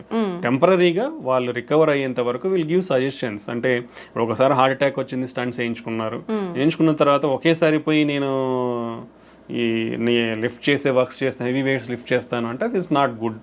Slow, that is called progressive rehabilitation. అంటే నిదానంగా ఇప్పుడు నేను వెళ్ళాను, బాగుంది, so I will just walk in the home for 1 week. ఇంట్లో కూడా అక్కడక్కడ తిరిగేది ఇల్లు మొత్తం తిరుగుతాను. Second week I will go out for walking 1 kilometer 2 kilometers walking వెళ్ళేస్తాను. నేను బాగున్నాను. నెక్స్ట్ థర్డ్ వీక్ నుంచి you can go for 3-4 kilometers. After 1 month you can do routine activities if everything. So this call graded rehability. అంటే మన body కూడా మళ్ళీ acclimatise అవుతుంది ఆ వర్క్ అనేది. సో దెన్ దాంతో పాటు you have to control medication complications. That is most medications అనేది రెగ్యులర్గా వాడాలి. ఇనిషియల్ స్టేజెస్లో కొన్ని ఎక్కువ మెడికేషన్స్ ఉంటాయండి హార్ట్ అటాక్ వచ్చిన తర్వాత, లేదా స్టంట్ వేయించుకున్న తర్వాత కానీ, బైపాస్ కానీ. బట్ స్లోగా పేషెంట్స్ కండిషన్ బట్టి, హార్ట్ ఫంక్షన్ ఇంప్రూవ్మెంట్ బట్టి కూడా అవన్నీ అడ్జస్ట్ చేస్తూ వస్తాము. So after 1 year compulsory 1 blood thinner, cholesterol lowering drugs, మీ రిమైనింగ్ ఇష్యూస్ ఏమంటే అదొకటి కంటిన్యూ చేసుకుంటే they will stay happy. They can lead happily in normal life. ఇప్పుడున్న అడ్వాన్స్మెంట్ టెక్నాలజీతో ఎవ్రీథింగ్, ఓపెన్ హార్ట్ సర్జరీ లేకుండా కూడా ఫర్ ఎవ్రీథింగ్, బైపాస్ కూడా అవసరం లేకుండా చాలా కేసుల్లో కూడా స్టంట్స్ వేసుకోవచ్చు. It depends on the patient condition బట్టి బైపాస్, స్టంటింగ్ అనేది కార్డియాలజిస్ట్ వాళ్ళకి బెటర్ ఆప్షన్ ఏది ఉంటే దాన్ని బట్టి మనం అడ్వైస్ చేస్తాము. But mostly we can reduce the need. Open heart surgery need అయితే ఈవెన్ కొరనరీ బ్లాక్స్కే కాదు, ఈవెన్ వాల్వ్ ఇంటర్వెన్షన్స్ అంటాం. అంటే మన గుండెలో 4 గదులు ఉంటాయి, గదుల మధ్యలో వాల్స్ ఉంటాయి, డోర్స్ లెక్క. అవి కూడా ఇంతకు ముందు only option is open heart surgery. Open heart surgery చేసి వాల్ మార్చాల్సి వస్తుంది. But now A days call Tavy. Main aortic valve అనేది డిసీజ్ అవుతుంది ఏజ్ వచ్చిన వాళ్ళలో. సో వాళ్ళల్లో ఇప్పుడు ఓపెన్ హార్ట్ సర్జరీ లేకుండా మోర్ దెన్ 60-65 years ఉంటే మనం తొడలో నుంచి ట్యూబ్స్ పంపించి ఇంకో కొత్త వాల్వ్ పెట్టేసేయచ్చు. So lot of advancements in technologies. ఇప్పుడు అదే వాళ్ళు even rest of the valves కూడా ఇప్పుడు ఓపెన్ హార్ట్ సర్జరీ లేకుండా వాల్ ఇంప్లాంటేషన్స్ జరుగుతున్నాయి. సో ఈ టెక్నాలజికల్ అడ్వాన్స్మెంట్స్ వల్ల ఏంటంటే మనకి ఇప్పుడు ఓపెన్ హార్ట్ సర్జరీ అంటే లాట్ ఆఫ్ థింగ్స్. పేషెంట్ ఒక 1 week ఉండాల్సి ఉంటుంది, హార్ట్ ఓపెన్ చేసి వూండ్ హీల్ కానీ 3 months పడుతుంది. So that is call lot of mental agony also for the patient. ఏదో చాలా పెద్ద జరిగిపోయింది, నేను రికవర్ అవ్వలేనేమో అనేది మెంటల్ అగనీ కూడా ఉంటుంది ఓపెన్ హార్ట్ చేసిన తర్వాత. ఇప్పుడు ఇవన్నీ రీసెంట్ అడ్వాన్స్మెంట్స్ వచ్చిన తర్వాత అంత నీడ్ ఉండట్లేదు. So you can do everything like through small tube in your hand or leg. చిన్న ట్యూబ్ ద్వారానే అన్నీ అయిపోతున్నాయి ఇప్పుడు. సో ఈ టెక్నాలజికల్ అడ్వాన్స్మెంట్స్ వల్ల you can get a better treatment and you can mobilise easily. Hospital stay 2-3 days కంటే ఉండదు. After that ఒక 1 week to 1 month లోపల నార్మల్ రొటీన్ లైఫ్కి వచ్చేస్తారు. After that you can do all routine life, driving చేసుకోవచ్చు, అన్ని చేసుకోవచ్చు. రిస్క్ ఫ్యాక్టర్స్ ఏమైనా ఉంటాయా సార్ ఈ టైప్లో చేస్తున్నప్పుడు? చాలా లెస్ అండి, less than 1 to 2%, less than 1 to 2%. If you take stenting, coronary stenting or interventional procedures తీసుకుంటే అరౌండ్ 2 to 5% రిస్క్. ఓపెన్ హార్ట్కి తీసుకుంటే అరౌండ్ 5 to 10% రిస్క్ ఉంటుంది. So compare to open heart ఈ అడ్వాన్స్డ్ టెక్నిక్స్ అన్ని కూడా లెస్ రిస్కే ఉన్నాయి. అంటే యూజువల్గా ఇవన్నీ మోర్ హై సర్జికల్ రిస్క్ ఉన్న వాళ్ళకి ఆఫర్ చేస్తాం ట్రీట్మెంట్స్. సో కాబట్టి హై సర్జికల్ రిస్క్ అన్నాక ఇంకా only better option is having going through that. ఒకసారి సర్జరీకే హై రిస్క్ ఉన్నప్పుడు ఈ ప్రొసీజర్ చేసినప్పుడు కూడా మినిమల్ రిస్క్ అనేది ఉంటుంది, కానీ మేజర్ రిస్క్ అనేది. So we'll take all precautions to reduce the risk and give the best treatments to the patient. జనరల్గా ఓపెన్ హార్ట్ సర్జరీ ఎటువంటి సందర్భాల్లో పేషెంట్ ఎటువంటి కండిషన్లో ఉన్నప్పుడు అవసరం పడుతుంది సార్? యూజువల్గా మల్టిపుల్ బ్లాక్స్లో, అంటే లైక్ ఈవెన్ మల్టిపుల్ బ్లాక్స్ కూడా స్టంటింగ్ ఆప్షన్ ఉంది, but there is different disease profile. ఇప్పుడు పైన నుంచి మొత్తం కింద వరకు డిసీజ్ ఉండి ఓన్లీ కింద మాత్రమే నార్మల్ ఉండి అట్లాంటిది 2-3 వెజల్స్లో ఉన్నాయి, లేదా ఒక బ్లాక్ మూసుకుపోయి కొన్ని సంవత్సరాలు అయిపోయింది, అట్లాంటివి 2 ఉన్నాయి. సిటీఓస్ అంటాం, క్రానిక్ టోటల్ అక్లూషన్స్, అలాంటి 2 ఉన్నాయి. సో అలాంటప్పుడు యూజువల్గా, లేదా షుగర్ ఉండి మల్టిపుల్ బ్లాక్స్ ఉన్నాయి, సో అలాంటి వాళ్ళకి బైపాస్ చేస్తాం. Nowadays you can safely keep around 5 to 6 stents. యూజువల్గా చాలా మందికి ఒక అపోహ ఏంటంటే 2 కంటే ఎక్కువ పెట్టుకోవద్దని ఉంటుంది, బట్ ఇట్స్ రాంగ్. ఎక్కడ కూడా అలాంటి లిమిటేషన్స్ లేవు. There are lot of case reports, కొన్ని 10లో పైన స్టంట్లు వేసిన సినారియోస్ కూడా ఉన్నాయి బికాస్ ఆఫ్ టెక్నాలజీ అడ్వాన్స్. పాతకాలం స్టంట్ వేయించుకుంటారు, టెక్నాలజీ అడ్వాన్స్ మూసుకుపోయి ఉంటుంది, మళ్ళీ వేస్తారు. సో స్టంటింగ్ అనేది up to 5 to 6 number of stents హ్యాపీగా సేఫ్గా చేయించుకోవచ్చు. ఓకే, బైపాస్ అనేది స్పెసిఫిక్ సినారియోస్, పేషెంట్ కండిషన్ బట్టి. ఇండియాలో ఏంటంటే మనకు కొంచెం economics are most important. So ఆ కండిషన్ బట్టి పేషెంట్కి అడ్వైజ్ అనేది ఇస్తూ ఉంటాం అనమాట. So lot of complex cases నౌడేస్ can be safely done without the need of open heart surgery. Okay sir, ఒకసారి స్టంట్ వేసిన తర్వాత చాలా అంటే మూసుకుపోవటానికి మళ్ళీ ఎంత టైం పడుతుంది? ఖచ్చితంగా మూసుకుపోయే ఛాన్స్ ఉంటుందంటారా? This is a very good question. Lot of people are having this doubt. And recently we also faced this scenario. First point గుర్తు పెట్టుకోవాల్సింది ఏంటంటే, చాలా మందికి ఒక అపోహ ఏంటంటే గ్రాఫ్ట్స్ అంటే ఓపెన్ హార్ట్ సర్జరీ చేసి బైపాస్ చేయించుకుంటే బాగుంటుంది, స్టంట్స్ వేస్తే మూసుకుపోతాయి అనేది అపోహలో ఉన్నారు. అది ఇట్స్ వెరీ కంప్లీట్లీ రాంగ్ అండి. యాజ్ సేమ్ గ్రాఫ్ట్స్ ఎంత పేటెంట్ గా 10, 15, 20 సంవత్సరాలు ఉంటాయి, స్టంట్స్ కూడా అలానే ఉంటాయి. ఓకే, గ్రాఫ్ట్స్ కొన్ని అర్లీగా ఫెయిల్ అవుతాయి. Like 50% of the Venus graft, అంటే దాంట్లో డిఫరెంట్ ఉంటాయి. ఆర్టీరియల్ అండ్ వీనస్ గ్రాఫ్ట్స్ ఉంటాయి. ఆర్టీరియల్ గ్రాఫ్ట్ లాంగ్ పేటెన్సీ ఉంటుంది, that is the best thing. Arterial grafts complete గా బైపాస్ లో ఆర్టీరియల్ గ్రాఫ్ట్స్ వాడితే it's very good, life span is very good. 15 to 20 years safe గా ఉంటుంది. Venus grafts almost ఇప్పుడు ఒక patient కి 3-4 గ్రాఫ్ట్లు వేస్తారు.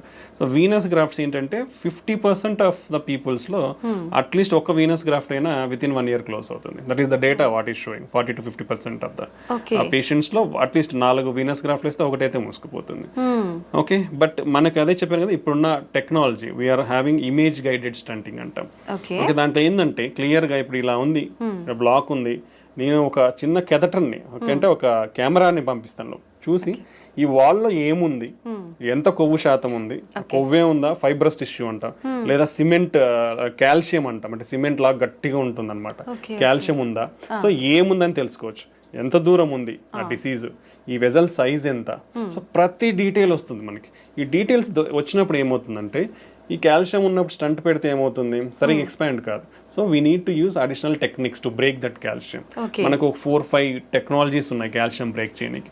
సో ఆ కాల్షియం బ్రేక్ చేసిన తర్వాత నువ్వు స్టంట్ పెడితే ప్రాపర్గా ఎక్స్పాండ్ అవుతుంది. ఎక్స్పాండ్ అయిన తర్వాత కూడా ఆ స్టంట్ సరిగా కూర్చుందా లేదనేది మళ్ళీ కెమెరా పెట్టి చూస్తాము. ఓకే, సో అప్పుడు ఏం తెలుస్తుంది, స్టంట్ పెట్టినాక ఈ స్టంట్ అనేది ప్రాపర్గా ఇట్లా లేకుండా ప్రాపర్గా ఎక్స్పాండ్ అయిందా, ఈ గోడకు అంటే మన వెజల్ వాల్ గోడకు ఏదైతే ఉందో దానికి అతుక్కునిందా, లేదా ఈ స్టంట్ పెట్టినాక లోపల ఏమైనా కాంప్లికేషన్స్ ఉన్నాయా, కోసుకుపోవడం కానీ, టిష్యూ ప్రొలాప్స్ కానీ, రక్తం కట్టడం, అంటే everything we come to know. We are having some guidelines. ఇది స్టంట్ పెట్టిన తర్వాత ఈ ఏరియా అంటాం, ఈ ఏరియా ఒక గైడ్ లైన్, దీనికంటే ఇంత పైన ఉంటే మళ్ళీ మూసుకుపోయే ఛాన్స్ చాలా తక్కువ. సో ఈ పారామీటర్స్ అన్ని చెక్ చేస్తాం. చెక్ చేసినప్పుడు ఇఫ్ ఎవ్రీథింగ్ ఈస్ ఫిట్ 99% పేటెంట్గా ఉంటాయి, మూసుకుపోవు. Okay so that is the advancement nowadays all guidelines European కానీ అమెరికన్ గైడ్లైన్స్ కానీ image guided stenting they are advising 100% image guided stenting okay but it comes added cost కాబట్టి as already discussed economics involvement ఉంది కాబట్టి it's very difficult to practise but if you use in every case definitely we can bring 100% results. Long term results are 100%. Malli మూసుకుపోయే chance ఉండదు. And quality of the stunts. So better quality of the stunts, whatever you do the standard quality stunts, the chances of occlusion are very less. మూసుకుపోవడం అనేది చాలా తక్కువ ఉంటుంది. Okay grafts అయితే ఎలా ఇన్ని సంవత్సరాలు వస్తాయి, స్టంట్లు కూడా అన్ని సంవత్సరాలు వస్తాయి. సో స్టంట్లు ఏదో వేయించుకుంటే మూసుకుపోతాయనే అపోహలు అయితే ఎవరు ఉండద్దండి. ఇప్పుడున్న technologies and the better platforms. Previous గా స్టంట్స్ ఎలా ఉండేదంటే కొంచెం థిక్నెస్ ఉండేటివి, డిజైన్ ఉండేది, అంటే open cell closed cell design అంటాం, అంటే లింక్స్ ఇప్పుడు ఇట్లా లింక్స్ ఉంటాయి అనమాట, డిఫరెంట్ ప్యాటర్న్స్ ఉండేటి అనమాట. ఇవన్నీ టెక్నాలజీ చేంజ్ అయింది, థిక్నెస్ అనేది తగ్గింది, డ్రగ్ కోటెడ్ అనేది వచ్చింది, ఈ లింక్స్ అనేది డిఫరెంట్ లింక్ డిజైన్స్ వచ్చాయి for better seating in the vessel. So ఈ అన్ని టెక్నాలజీతో it's doing very good nowadays. So almost like more than 97-98% complete గా పేటెంట్ ఉంటాయి, మూసుకుపోవు. Only less chances, only 2 to 3% only మూసుకుపోయి, స్టిల్ లెస్, చాలా తక్కువ అది మూసుకుపోవడం. So stents are very good option and very safe procedure and very easy.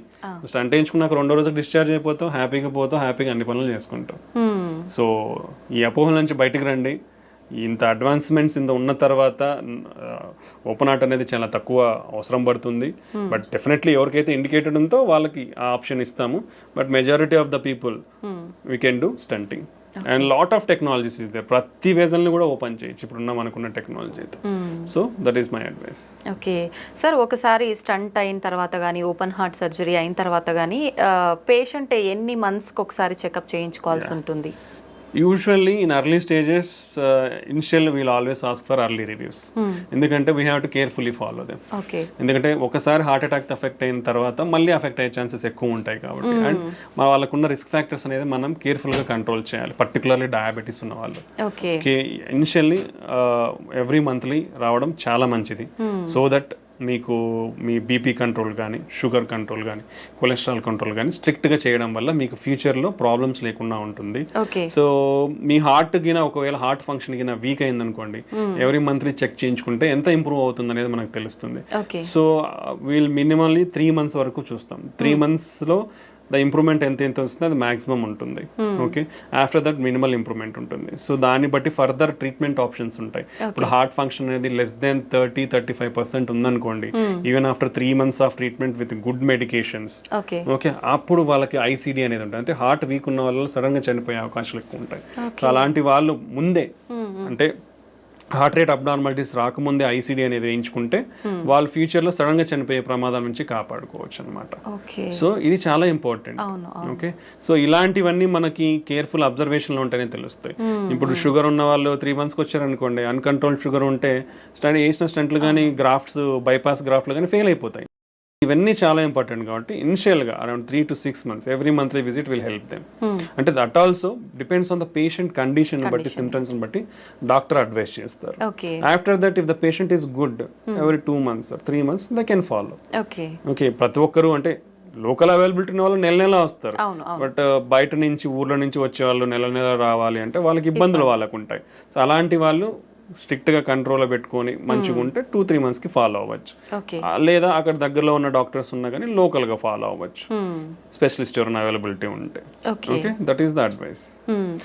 After that అంత బాగుంది 1 సంవత్సరం వరకు అంటే yearly annual checkups compulsory.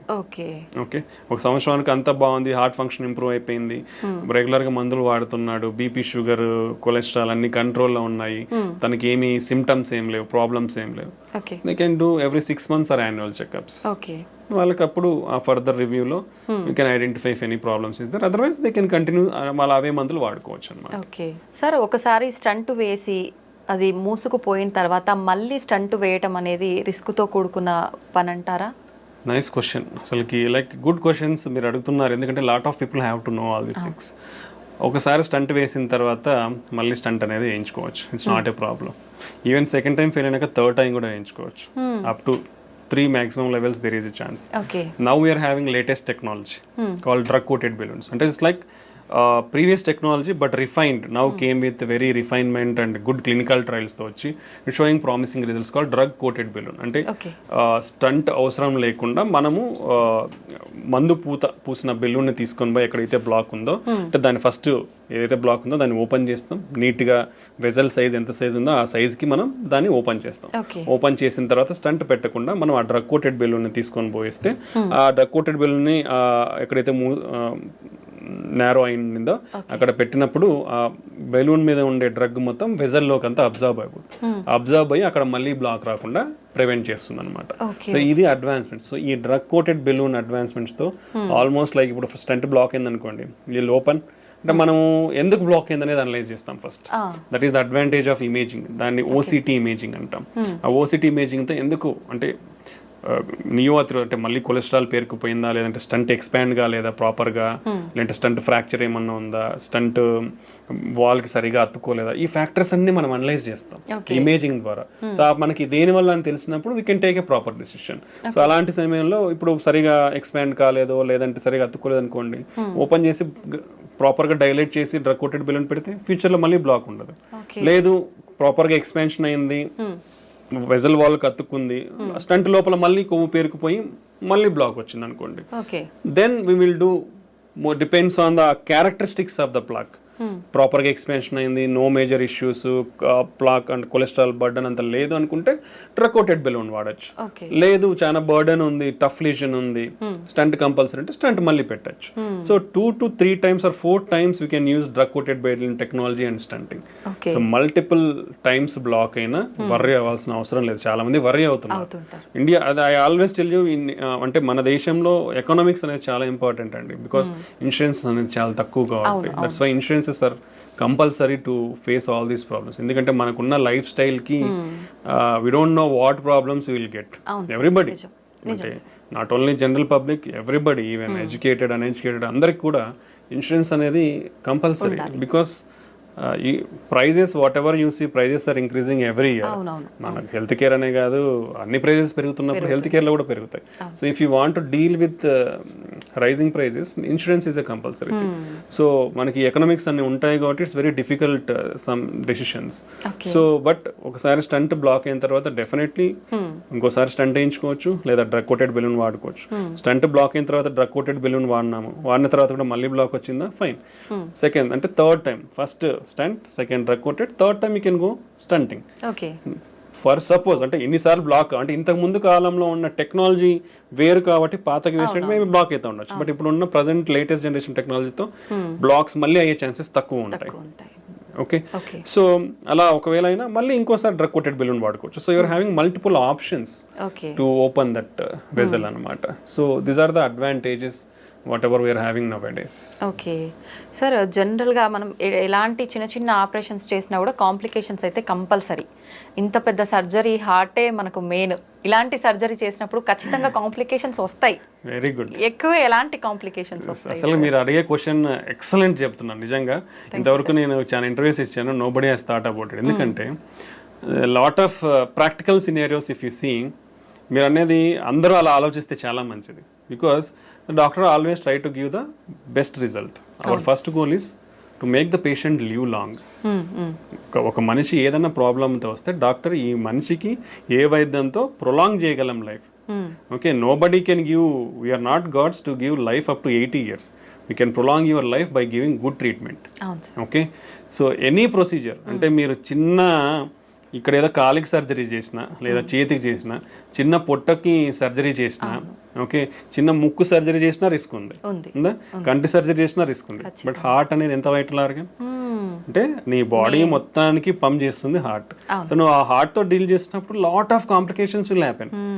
Okay, చాలా కాంప్లికేషన్స్ ఉంటాయి. If you take the studies, మనకున్న డేటాని తీసుకుంటే ఇండియన్స్ ఒక 10 years హార్ట్ అటాక్ వస్తుంది ముందర. ఓకే, 30 నుంచి 35 సంవత్సరాల తర్వాత మన ఇప్పుడున్న జనరేషన్లో రిస్క్ ఫ్యాక్టర్స్ ఉన్నది. If you compare previously some years back, ఇప్పుడు మన రిస్క్ ఫ్యాక్టర్స్ అనేది అసలు కంటిన్యూస్ రైజింగ్ ట్రెండ్లో ఉన్నాయి. అంటే అంత ఫాస్ట్గా పెరుగుతున్నాయి. యునో అవర్ ఏజింగ్ పాపులేషన్ ఇంతకుముందు యూఎస్లో 75 ఇయర్స్ ఏజ్ డబుల్ కానికి 65 పట్టింది. అంటే ఆ పాపులేషన్ ఏజ్డ్ పాపులేషన్ డబుల్ కానికి 65 ఇయర్స్ పట్టింది. ఇండియాలో ఎవ్రీ 25 ఇయర్స్కి డబుల్ అవుతుంది. ఎవ్రీ 25 ఇయర్స్కి 50 years more than aged population is doubling in India. Lot of and ఎవరైతే హార్ట్ అటాక్ తో ప్రజెంట్ అవుతున్నారో compare to western countries or European countries, ఇక్కడ డబల్ కాంప్లికేషన్స్ ఉంటున్నాయి. అంటే మన జెనెటిక్ ప్రొఫైల్, మన రిస్క్ ప్రొఫైల్ అనేది చాలా ఎక్కువ ఉంది ఇక్కడ. సో కాంప్లికేషన్స్ అనే రేట్స్ కూడా ఎక్కువ ఉన్నాయి. So compared to others, we are having higher complication rates. These are because of our lifestyle and our genetic factors and demographic factors. So heart is a very vital organ. So ఎందుకంటే everything will happen in seconds అండి ఇక్కడ. So we take that much precaution to do any procedure, either in stunting కానివ్వండి, lot of procedures. If we count, I will take some 30, 40, 50 procedures and I will name it. అంటే not only stunting ఒకటే కాదు, కార్డియాలజీలో ఉండేది heart holes ఉంటాయి. Heart holes ని close చేస్తాం, దాంట్లో different రకాల హార్ట్ హోల్స్ ఉంటాయి. లేదా ఈ వాల్స్ అనేది నేరో అయిపోతాయి, నేరో అయినప్పుడు బెలూన్ తీసుకుని పోయి ఓపెన్ చేస్తాం. ఓకే, ఇవి ఉంటాయి. పేస్ మేకర్స్ ఉంటాయి, ఐసిడిస్ ఉంటాయి. ఓకే, ఇలాంటి చాలా ప్రొసీజర్స్ ఉన్నాయి కార్డియాలజీలో.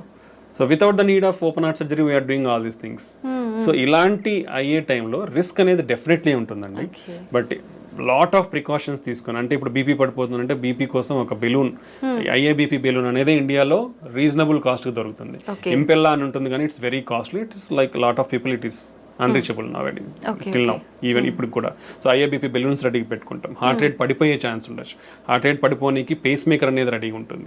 ఒకవేళ డెఫినెట్లీ అవుతుందని తెలిసినప్పుడు ముందే పేస్ మేకర్ పెడతాం. లేదా బీపీ పడిపోతుందంటే ముందే బీపీ బెలూన్ సపోర్ట్ కోసం పెట్టుకుంటాం. బీపీ కోసం ఇంజెక్షన్స్ రెడీగా పెట్టేసుకుంటాం. Okay, kidney failure, kidney creatinine levels అబ్నార్మల్గా ఉన్నాయంటే దానికి స్పెసిఫిక్ కాంట్రాస్ట్ ఉంటాయి, విజీ ప్యాక్ అంటాం. సో అవి స్పెసిఫిక్ అంటే కిడ్నీ డ్యామేజ్ కాకుండా ప్రికాషనరీ మెజర్స్ తీసుకొని స్టార్ట్ చేస్తాము. Okay, then heart rate sudden గా పెరిగే ఛాన్స్ ఉండొచ్చు. సడన్ గా పెరిగే ఛాన్స్ ఉంటే సడన్ గా అది షాక్ ఇస్తే కంట్రోల్ చేయడానికి డిఫిబ్రిలేటర్ రెడీ ఉంటుంది. ఓకే, దెన్ పేషెంట్కి సడన్గా ఆయాసం రావచ్చు. ఆయాసం వస్తే ట్యూబ్ వేసుకొని వెంటిలేటర్, మిషన్, అనస్థీషియా రెడీగా ఉంటారు. ఓకే, దెన్ బీపీ సడన్ గా పెరిగే ఛాన్స్ ఉంటుంది. బీపీ తగ్గించడానికి సడన్ గా మెడికేషన్స్ రెడీగా ఉంటాయి. How many precautions we are taking. మా క్యాత్ ల్యాబ్స్ అంటే ఈ ప్రొసీజర్స్ చేసేటప్పుడు we are having minimum of 7 to 8 persons దేర్. For doing a procedure we are a team of 7 to 8 members, not a single person we are doing. Because to bring the patient back to normal we keep all efforts whatever it is there. So ఇట్లాంటి risks అనేది ఉంటాయండి. ఈ risks అన్ని కూడా less than 1%, 2% లో చేస్తున్నాం మేము. Okay, hardly less than 1%. Okay, so 100లో ఒకరికి, ఇట్స్ వెరీ రేర్. అంత మినిమైజింగ్ కాంప్లికేషన్స్ తో we are doing with good success rates. So ఇవన్నీ ఉంటాయండి, అందరూ తెలుసుకోవాలి ఇది. ఎందుకంటే హార్ట్ అనేది చాలా వైటల్ ఆర్గాన్. ఎందుకంటే ఇప్పుడు కొట్టుకుంటుందండి, సడన్ గా అయిపోతే అయిపోయినట్టు. Okay, it can happen any time. Surgery అప్పుడే కాదు, ఇంట్లో ఉన్నప్పుడే. ఇప్పుడు హార్ట్ అటాక్స్ లో 50% హాస్పిటల్ రాకముందే చనిపోతున్నారు. ఆల్రెడీ నీ హార్ట్ డ్యామేజ్ అయిపోయి మనం లేట్ గా ప్రజెంట్ అయిపోయి హాస్పిటల్కి ఇలా ప్రజెంట్ అయినప్పుడు రిస్క్ ఎక్కువ ఉంటుంది. If it see the data, మనం మళ్ళీ if you come to the whatever data is available till now, heart attack లో బీపీ పడిపోయింది అనుకోండి, high risk of death. 40 to 50% of the cases will go to die. ఎక్కువ chances ఉంటాయి. 40 to 50% recover అవుతారు with simple medications or just going stenting. But rest of the 40-50% in heart attack with cardiogenic shock అంటాం, అంటే BP పడిపోయినప్పుడు. In rest of the 40 to 50%, around 75 to 80% are going to die whatever the treatment you give. That is the risk profile in heart attack. So ఎప్పుడైనా heart ఇంటర్వెన్షన్స్ని ఆ విధంగా చూడండి, అన్నీ తెలుసుకోండి. అంటే always we explain the patient before taking any surgery. I think this is a platform I am getting. I just want to tell the people, అంటే అందరికి అర్థం అవ్వాలి అంటే ఎంత రిస్క్ ఉంటుంది హార్ట్ సర్జరీలలో కానీ, హార్ట్ స్టంటింగ్లలో కానీ. స్టంటింగ్ అనేది రియర్లీ అంటే వెరీ లెస్ కాంప్లికేటెడ్ ప్రొసీజర్స్ లాగానే we are doing very good results, we are giving good results. But still some risk will be there. మనము చిన్న కాలో ఏలో ఏ చిన్న ముక్కు సర్జరీ చేయించుకున్న రిస్క్ చెప్తా ఉన్నారు. హార్ట్కి ఉన్నప్పుడు డెఫినెట్లీ రిస్క్ అనేది ఉంటుంది. బట్ ఈవెన్ దెన్ అవన్నీ ప్రికాషనరీ మెజర్స్ తీసుకొని we always do very safely and we always bring the patient a good life. Okay. Okay, ఇది కంపల్సరీ అందరూ మీలాగా ఆలోచిస్తే definitely doctors will be always be happy. Yeah sir. Sir 7 to 8% ఖచ్చితంగా అక్కడ ఉండి పేషెంట్ని క్యూర్ చేయటానికే వాళ్ళ ప్రయత్నం అంతా చేస్తుంటారు. అసలు నార్మల్గా హార్ట్ సర్జరీ చేసేటప్పుడు స్టంట్స్ ఇలాంటి హార్ట్కి సంబంధించినవి ఏదైనా చేసేటప్పుడు జనరల్గా ఎంత సమయం పడుతుంది సార్? అంటే డిపెండ్స్ ఆన్ ద లిజన్ అండి. నేను ఆల్రెడీ మీకు ఇప్పుడు చెప్పాను. So lesions are different. Fibrous plaque అంటాం, ఫ్యాటీ ప్లాక్ అంటాం, క్యాల్సిఫిక్ ప్లాక్ అంటాం. ఇప్పుడు like and number of the blocks, single block ఉందా, ఇప్పుడు లెఫ్ట్ సైడ్ లో 2 మేజర్ వెజల్స్ ఉంటాయి, లెఫ్ట్ సైడ్ లోనే 2-3 బ్లాక్స్ ఉన్నాయా, రైట్ సైడ్ కూడా ఉందా? ఓకే, ఇప్పుడు 3 బ్లాక్స్ ఉన్నాయి. ఇప్పుడు సింపుల్ లిజన్స్ అనుకోండి, it may take around 1 hour or 1.5 hours. ఇప్పుడు like calcium listens we need to use additional treatments like ఇప్పుడు కాల్షియం కి వీల్ కాల్ యాజ్ రొటేషనల్ అథెరెక్టమీ అంటాం, డ్రిల్ చేసుకుంటూ పోతుంది. ఇంకోటి ఆర్బిటాల్ అథెరెక్టమీ, అది కూడా ఇంకో మెకానిజం తో డ్రిల్ చేస్తుంది. ఇంకోటి ఇంట్రావాస్కులర్ లిథోట్రిప్సీ అంటాం, అంటే ఒక అల్ట్రాసోనిక్ వేవ్స్ తో ఒక బెలూన్ ని తీసుకొని పోయి దాన్ని కాల్షియం ఏదైతే స్ట్రాంగ్ సిమెంట్ లాగా ఉంటుందో దాన్ని బ్రేక్ చేస్తాం అనమాట. అదొక మెథడాలజీ ఉంది. సో ఇలాంటి అడిషనల్ టెక్నిక్స్ లేదా ఇమేజ్ గైడింగ్ అనేది వాడినప్పుడు కానీ సో ఇలాంటి టైంలో it may take longer time, sometimes 3 to 4 hours. Like if you see like bifurcation, ఇప్పుడు ఒక వెజల్ ఇట్లా వస్తుంది, ఇక్కడ నుంచి ఇంకో బ్రాంచ్ ఇట్లా వస్తుంది. సో ఇక్కడ బ్లాక్ ఉంది, ఇక్కడ బ్లాక్ ఉంది. ఈ రెండింటిని స్టంట్ వేయాలి, తీసుకోవాలి. బైఫర్కేషన్ స్టంటింగ్ అంటాం. ఇంకోటి లెఫ్ట్ మెయిన్ వెజల్ స్టంటింగ్ అంటాం, అంటే main vessel it will supply almost like 70% of the blood supply to the heart. Okay, అలాంటి సినారియో. లేదంటే క్రానిక్ టోటల్ అక్లూజన్స్ అని చెప్పాను, సిటీఓస్ అంటాం. అంటే అది మూసుకుపోయి more than 3 months to 1 year or sometimes 7 years or 10 years కూడా అయి ఉండొచ్చు. బట్ పేషెంట్కి తెలియదు ఒక్కొక్కసారి, because of probably some protective phenomenon will be there. Definitely there are some protective phenomena in our heart. అంటే ఇప్పుడు రైట్ సైడ్ ప్రాబ్లీ మూసుకుపోయింది అనుకోండి, ఇప్పుడు ఇదంతా వెజల్, ఇక్కడ నుంచి బ్లడ్ వెజల్ ఉంది, ఇక్కడ మూసుకుపోయింది, ఇక్కడ నుంచి బ్లడ్ సప్లై రాదు. సో లెఫ్ట్ సిస్టమ్ నుంచి వస్తుంది మనకి, సో లెఫ్ట్ సిస్టమ్ నుంచి ఇక్కడ వరకు వస్తుంది. So that is a protective mechanism. So initial stages లో మూసుకుపోయిన ప్రొటెక్టివ్ మెకానిజం ఉండడం వల్ల దానికి పెద్ద సిమ్టమ్స్ తెలియవు. బట్ ఆన్ లాంగ్ టర్మ్ ఇటుపక్క కూడా బ్లాక్ ఏర్పడింది, అప్పుడు తనకి బ్లడ్ సప్లై అనేది తగ్గుతుంది కాబట్టి సిమ్టమ్స్ అనేది మేనిఫెస్ట్ అవుతాయి. సో ఇలాంటి లీజన్స్ ట్రీట్ చేసినప్పుడు 3 to 4 hours అనేది పడుతుంది. ఓకే సార్, చాలా మందిలో ఎక్కువగా వింటుంటాం ఎర్లీ మార్నింగ్స్ టైంలో నిద్రలో ఉన్నప్పుడు మాత్రమే హార్ట్ అటాక్స్ వస్తుంటాయి అని చెప్పి. ఎందుకని ఆ టైంలోనే ఎక్కువగా జరుగుతూ ఉంటుంది సార్? ఆ టైంలోనే వస్తాయి అనేది ఏం లేదు, any time can come, depends on our lot of hormonal influences and physical and environmental factors. But mostly morning there are some hormonal changes will be there that will contribute to heart attacks in the morning times లో కొంచెం ఎక్కువ ఉండే అవకాశం. Some times winter seasons లో it will cause వ్యాసోస్, ఇప్పుడు చలి ఉందనుకోండి vessels cause వ్యాసోస్పాజం. So అలాంటప్పుడు కొంచెం ఎక్కువ వచ్చే అవకాశం ఉంటుంది.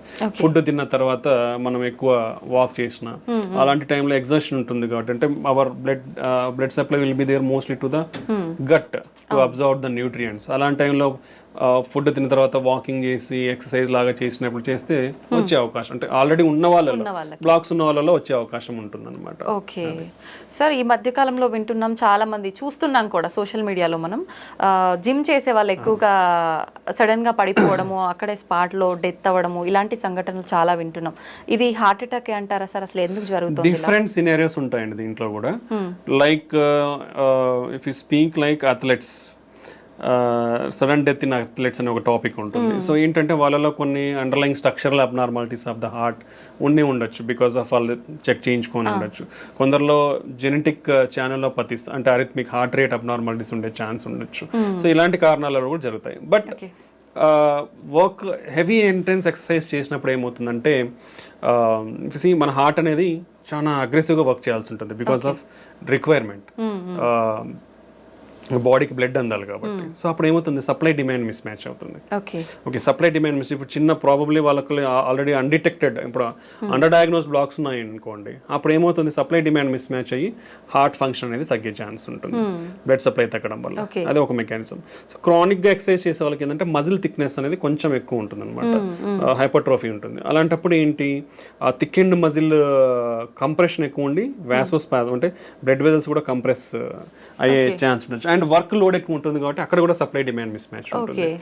ఒకసారి ఎక్సర్సైజ్ చేసినప్పుడు ఏమవుతుందంటే స్పాంటేనియస్ కొరనరీ డిసెక్షన్స్ ఉంటాం, అలాంటి కోతలు కోసుకుపోయే అవకాశం ఉంటుంది. బీపీ హార్ట్ రేట్ అన్ని ఎక్కువ అయిపోతాయి కదా, సో ఆ బీపీ హార్ట్ రేట్ ఎక్కువైనప్పుడు అలా జరిగే అవకాశం ఉండొచ్చు. సమ్ టైమ్స్ అరిథమిక్ సిండ్రమ్స్ ఆల్రెడీ ఇప్పుడు మనం ఎక్సర్సైజ్ చేసినప్పుడు హార్ట్ రేట్ పెరిగిపోతుంది, సమ్ టైమ్స్ అది ఇంకా ఎక్కువ పెరిగిపోవడం వల్ల సడన్ డెత్ అయ్యే ఛాన్స్ ఉండొచ్చు. డిహైడ్రేషన్ ఉంటుంది, డిహైడ్రేషన్ ఎలక్ట్రోలైట్ అబ్నార్మాలిటీస్ వల్ల జరిగే అవకాశం ఉండొచ్చు. సో వీళ్ళలో అన్డిటెక్టెడ్ ఏమన్నా కొరనరీ అనామలీస్ కానీ ఇట్లా ఏదన్నా ఉంటే అది కంప్రెషన్ అవడం వలన ఈ విధంగా కూడా బ్లడ్ సప్లై తగ్గడం వల్ల సడన్ గా చనిపోయే అవకాశం ఉండొచ్చు అనమాట. So better evaluate yourself before doing intense workouts. మనం already we discussed heavy intense workouts are not much required. Minimum of 150 minutes per week, 75 minutes of high intense workouts per week is enough. So you can take gaps between doing intense workouts. You can limit yourself up to what level you can do. So ఆ precautionary అన్ని తీసుకొని then under strict guidance there should be some person, మీరు ఇలా చేసేటప్పుడు ఒక strict person who knows how to మనం resuscitation అంటాం. Suppose in case ఏదైనా జరిగితే at least they know how to do a CPR and until the medical facility arrives at you. So ఇవన్నీ setup ఉండి ప్రికాషనరీగా ఉన్న తర్వాతనే హై ఇంటెన్స్ వర్కౌట్స్ అనేది వెళ్ళడం మంచిది అనమాట. ఓకే సార్, కరోనాకి ఎఫెక్ట్ అయిన వాళ్ళలో ఎక్కువగా గుండె జబ్బులు వస్తున్నాయని చెప్పి వింటున్నాం, ఇదంతా నిజమే అంటారా? దేర్ ఆర్ సమ్ మెకానిజమ్స్ అండి, అంటే దాని వల్లనే వస్తున్నాయి అని అయితే ఏమీ మనం చెప్పలేం, but there is a possibility is there. So COVID అనేది ఒక inflammatory disease, okay, basically, and microvascular disease అనేది కూడా అంటాం, microvascular inflammatory disease. So post COVID అంటే కోవిడ్ తర్వాత కూడా ఈ ఇన్ఫ్లమేషన్ కానీ ఇమ్యూనిటీ డిస్రెగ్యులేషన్ అనేది కొంచెం ఉంటుంది. వాట్ ఎవర్ ద మనకి స్టడీస్లో మెకానిజమ్స్, ప్రపోజ్డ్ మెకానిజమ్స్, అలానే సమ్ అనటామిక్ డిస్టర్బెన్స్ అంటే మన సింపెథటిక్ యాక్టివిటీ, పారాసింపెథటిక్ యాక్టివిటీ, రెండు సిస్టమ్స్ ఉంటాయి మనకి. అటనామిక్స్ అంటే మన బ్లడ్ ప్రెషర్ని, హార్ట్ రేట్ని కంట్రోల్, బ్లడ్ వాల్యూమ్ని కంట్రోల్ చేసే సిస్టమ్స్ ఉన్నాయి. సో ఆ ఇంబ్యాలెన్స్ కూడా ఉందన్నమాట. సో అండ్ ఈ ఇన్ఫ్లమేషన్ వల్ల ఏమవుతుందంటే మన వెజల్ డ్యామేజ్ అవుతుంటుంది, కొంచెం more prone to thrombotic risk ఉంది. సో ఈ అండర్లయింగ్ మెకానిజమ్స్ వల్ల కోవిడ్ తర్వాత కూడా కొంచెం, అంటే పర్టికులర్లీ ఈ రిస్క్ కూడా ఎవరిలో ఎక్కువ ఉంటుందంటే రిస్క్ ఫ్యాక్టర్స్ ఉన్న వాళ్ళలో, already sugar, BP, cholesterol problem, kidney problems, old age ఉన్న వాళ్ళు, ఆల్రెడీ హెల్త్ ఇష్యూస్ ఉన్న వాళ్ళలో కొంచెం ఈ ఎక్కువగా చూపిస్తా ఉందన్నమాట. అదర్వైజ్ రెస్ట్ ఆఫ్ ద పీపుల్లో అంత ఎఫెక్ట్స్ మనకి, ఇలాంటి వాళ్ళలో కొంచెం ఎఫెక్ట్స్ ఉండే అవకాశం అయితే ఉంటుంది అనమాట. సో పోస్ట్ కోవిడ్ ఈ విధంగా జరిగే అవకాశం కనిపిస్తా ఉంది. ఓకే సార్, వంశ పారంపర్యంగా కూడా మనకు జెనెటిక్స్ ని బట్టి హార్ట్ అటాక్ వచ్చే ఛాన్స్ ఉంటుందని అయితే వింటున్నాం. ఎంత వరకు వచ్చే అవకాశం ఉంటుంది సార్? ఎంత శాతం? 1.5 to 2 fold రిస్క్ ఉందండి, అంటే 2 రెట్లు ఎక్కువ ఉంది. పర్టికులర్లీ హార్ట్ అటాక్ ఇంట్లో వాళ్ళకి లెస్ దాన్ 50 to 55 years లోపల మన ఇంట్లో వాళ్ళకి ఎవరికన్నా హార్ట్ అటాక్ వచ్చింది అనుకోండి, 2 రెట్లు ఎక్కువ మనం రిస్క్ లో ఉన్నట్లే. Okay, so lot of people are recognising that thing. ఫ్యామిలీలో చాలా మంది కూడా మేము చూస్తుంటాం ప్రాక్టీస్లో, they will come and regularly check themselves. So compulsory definitely genetic factories అనేది చాలా ఇంపార్టెంట్ అండి. సో 2 times రిస్క్ అనేది ఉంటుంది. సో కాబట్టి పర్టికులర్లీ ఇలాంటి సంఘటనలు ఇంట్లో ఎవరికైనా జరిగితే యంగ్స్టర్స్, ఫ్యామిలీలో ఉన్న యంగ్స్టర్స్ అందరూ కూడా చాలా కాషియస్గా ఉండాలి. రెగ్యులర్ చెకప్స్ అనేది కంపల్సరీ చేయించుకోవాలి. ఒక జెనెటిక్ కాంపోనెంట్ ఉంటుంది కాబట్టి హెల్తీ లైఫ్ స్టైల్ ఫాలో అవ్వాలి, రెగ్యులర్ ఎక్సర్సైజ్ చేయాలి. సో అండ్ ఒకవేళ ఈ వీళ్ళల్లో ఎవరికైనా రిస్క్, ఇప్పుడు హార్ట్ అటాక్లో ఇట్లా జరిగిన వాళ్ళకి బీపీ, షుగర్లు కూడా ఉండే అవకాశం ఉంటుంది ఇంట్లో. సో డెఫినెట్లీ అవన్నీ కూడా కంట్రోల్లో పెట్టుకోవాలి. ఈ జాగ్రత్తలు తీసుకుంటే మనం కొంచెం రిస్క్ను తగ్గించుకునే వాళ్ళం అవుతాం. ఓకే సార్, చాలా మంది పిల్లలు బై బర్తే హార్ట్లో హోల్ ఉందని చెప్పి రకరకాల హార్ట్ ప్రాబ్లమ్స్ గురించి వింటుంటాం. ఇవన్నీ జెనెటిక్సే అంటారా, వేరే ఇంకేదైనా రీజన్స్ ఉంటాయంటారా? మెయిన్ థింగ్ ఈజ్ జెనెటిక్స్ అండి. హార్ట్ హోల్స్ అనేది నిజంగా చెప్పాలంటే it's a good treatable disease. అది ఉంటే lot of the kids will get definite good treatment. But అది కాకుండా కాంప్లెక్స్ కంజెనిటల్ హార్ట్ డిసీజెస్ అంటాం. These are very difficult to treat. అంటే surgeries available, but they have to be long-term problems will be there in those type of complex congenital heart defects లో. Okay, primary thing genetics కాకుండా second thing మనం చూస్తే maternal health is important. That is the most one of the most reason to consider. అందుకే lot of governments had concentrated on maternal health also. So వాళ్ళకి good nutrition is important. And మనం already discuss చేసుకున్నాం, వీళ్ళకి BP sugar ఇవన్నీ కూడా develop కాకుండా ఉంటే they will give healthy, particularly infections, maternal infections కానీ, maternal drug abuse, maternal smoking, alcohol, drugs కానీ ఇవన్నీ ఉండకూడదు యూజువల్గా. ఓల్డ్ జనరేషన్లో అయితే లేవు, న్యూ జనరేషన్ మనకు తెలియదు. సో ఇవన్నీ డ్రగ్స్ ఎఫెక్ట్స్ కానీ, దెన్ ఈవెన్ సమ్ మెడికేషన్స్లో కూడా pregnancy ante there are lot of limitations to give some medications. So we will avoid completely some medications in pregnancy. Okay, so there are specific drugs to be given. Avanni monitor cheskoni istam anamata, that every physician or doctors will follow all those things to avoid these complications. And infections raakunda they have to maintain their health well, and their nutrition is most important. And baby birth kuda first 1000 days of baby birth is most important. So they should compulsorily get the breastfeed. Always that is the most healthy diet for the newborn babies. So compulsory every woman should take initiative in breastfeed their babies. And nutrition, after that nutrition of the kids is most important. Okay, so healthy nutrition undali vallaki. Then they should be also taken care from infections, because previously and even now still we are seeing rheumatic heart disease, infection related heart valve problems, acute rheumatic fever and rheumatic heart in children. And then even that infections will cause heart pump failure also, we'll call as myocarditis. So there are a lot of problems is there in children. So both maternal health and infant infant health is most important. జాగ్రత్తలు తీసుకుంటే కొంచెం genetic factors anyway మనం avoid చేయలేము కాబట్టి దీనివల్ల కొంచెం risk తగ్గించుకునే అవకాశం ఉండొచ్చు. ఓకే, మీరు ఇందాక కూడా చెప్పారు ఖచ్చితంగా మనము డైట్, ఎక్సర్సైజ్ అనేది ఇంపార్టెంట్. డైలీ రొటీన్ ఏ విధంగా ఉంటే ఇలాంటి ఇష్యూస్ రాకుండా కొంతవరకు కాపాడుకోవచ్చు అంటారు సార్? అంటే there is no specific thing for us. ఒక్కొక్కరి dietary pattern if even okay different states, ఒక స్టేట్లో తీసుకుంటే district dietary pattern is completely different ఉంటుంది. So based on your local diet, lot of people our staple diet is rice. In rice itself you can go better for unpolished rice. Okay, and quantity, how much of quantity you are taking. మనము we are usually 3 meals అందరికి ఇది standard మనకి ఇక్కడ. ఆ 3 mealsని ఎలా తీసుకుంటామంటే మనం overload. So that's not good. So every 3 meals మధ్యలో keep one snack meal. Okay, small snack meal, so that you can reduce the amount here. So ఒకేసారి ఎక్కువ తీసుకునేదనే తగ్గుతుంది. So take limited food multiple times rather than taking heavy food at only 3 times. That is one of the important thing where we can concentrate and change our lifestyle. That will reduce. And our snacks kuda you can take raw vegetables or only fruits, or you can take nuts. So these healthy nuts. Don't go for processed foods. Don't go for like ready to eat, ready to made foods. Those are all unhealthy, and it's only for చెప్పాను కదా, easy availability is causing lot of problems. అంతే sir. Okay, so దీన్ని prevent చేసుకోవాలంటే ఈ measures తీసుకుంటే ఫుడ్లో మనం. And now previous కాలంలో మనం చాలా మంది చెప్పేది వింటాం, మిల్లెట్స్ ఎక్కువ తినేవాళ్ళు మన గ్రాండ్ పేరెంట్స్ కూడా. ఆఫ్టర్ దట్ రైస్ అనేది వచ్చింది. So better you can take parts of the millets and cereals and pulses into our food. చాలా తక్కువ తీసుకుంటాం అందరం. You should increase all these things. Beans కానీ, kidney beans, or a lot of different types of beans is there. So we can increase all those diet in our food. So ala cheyadam valla we can take a more healthy food and restrict your non-vegetarian.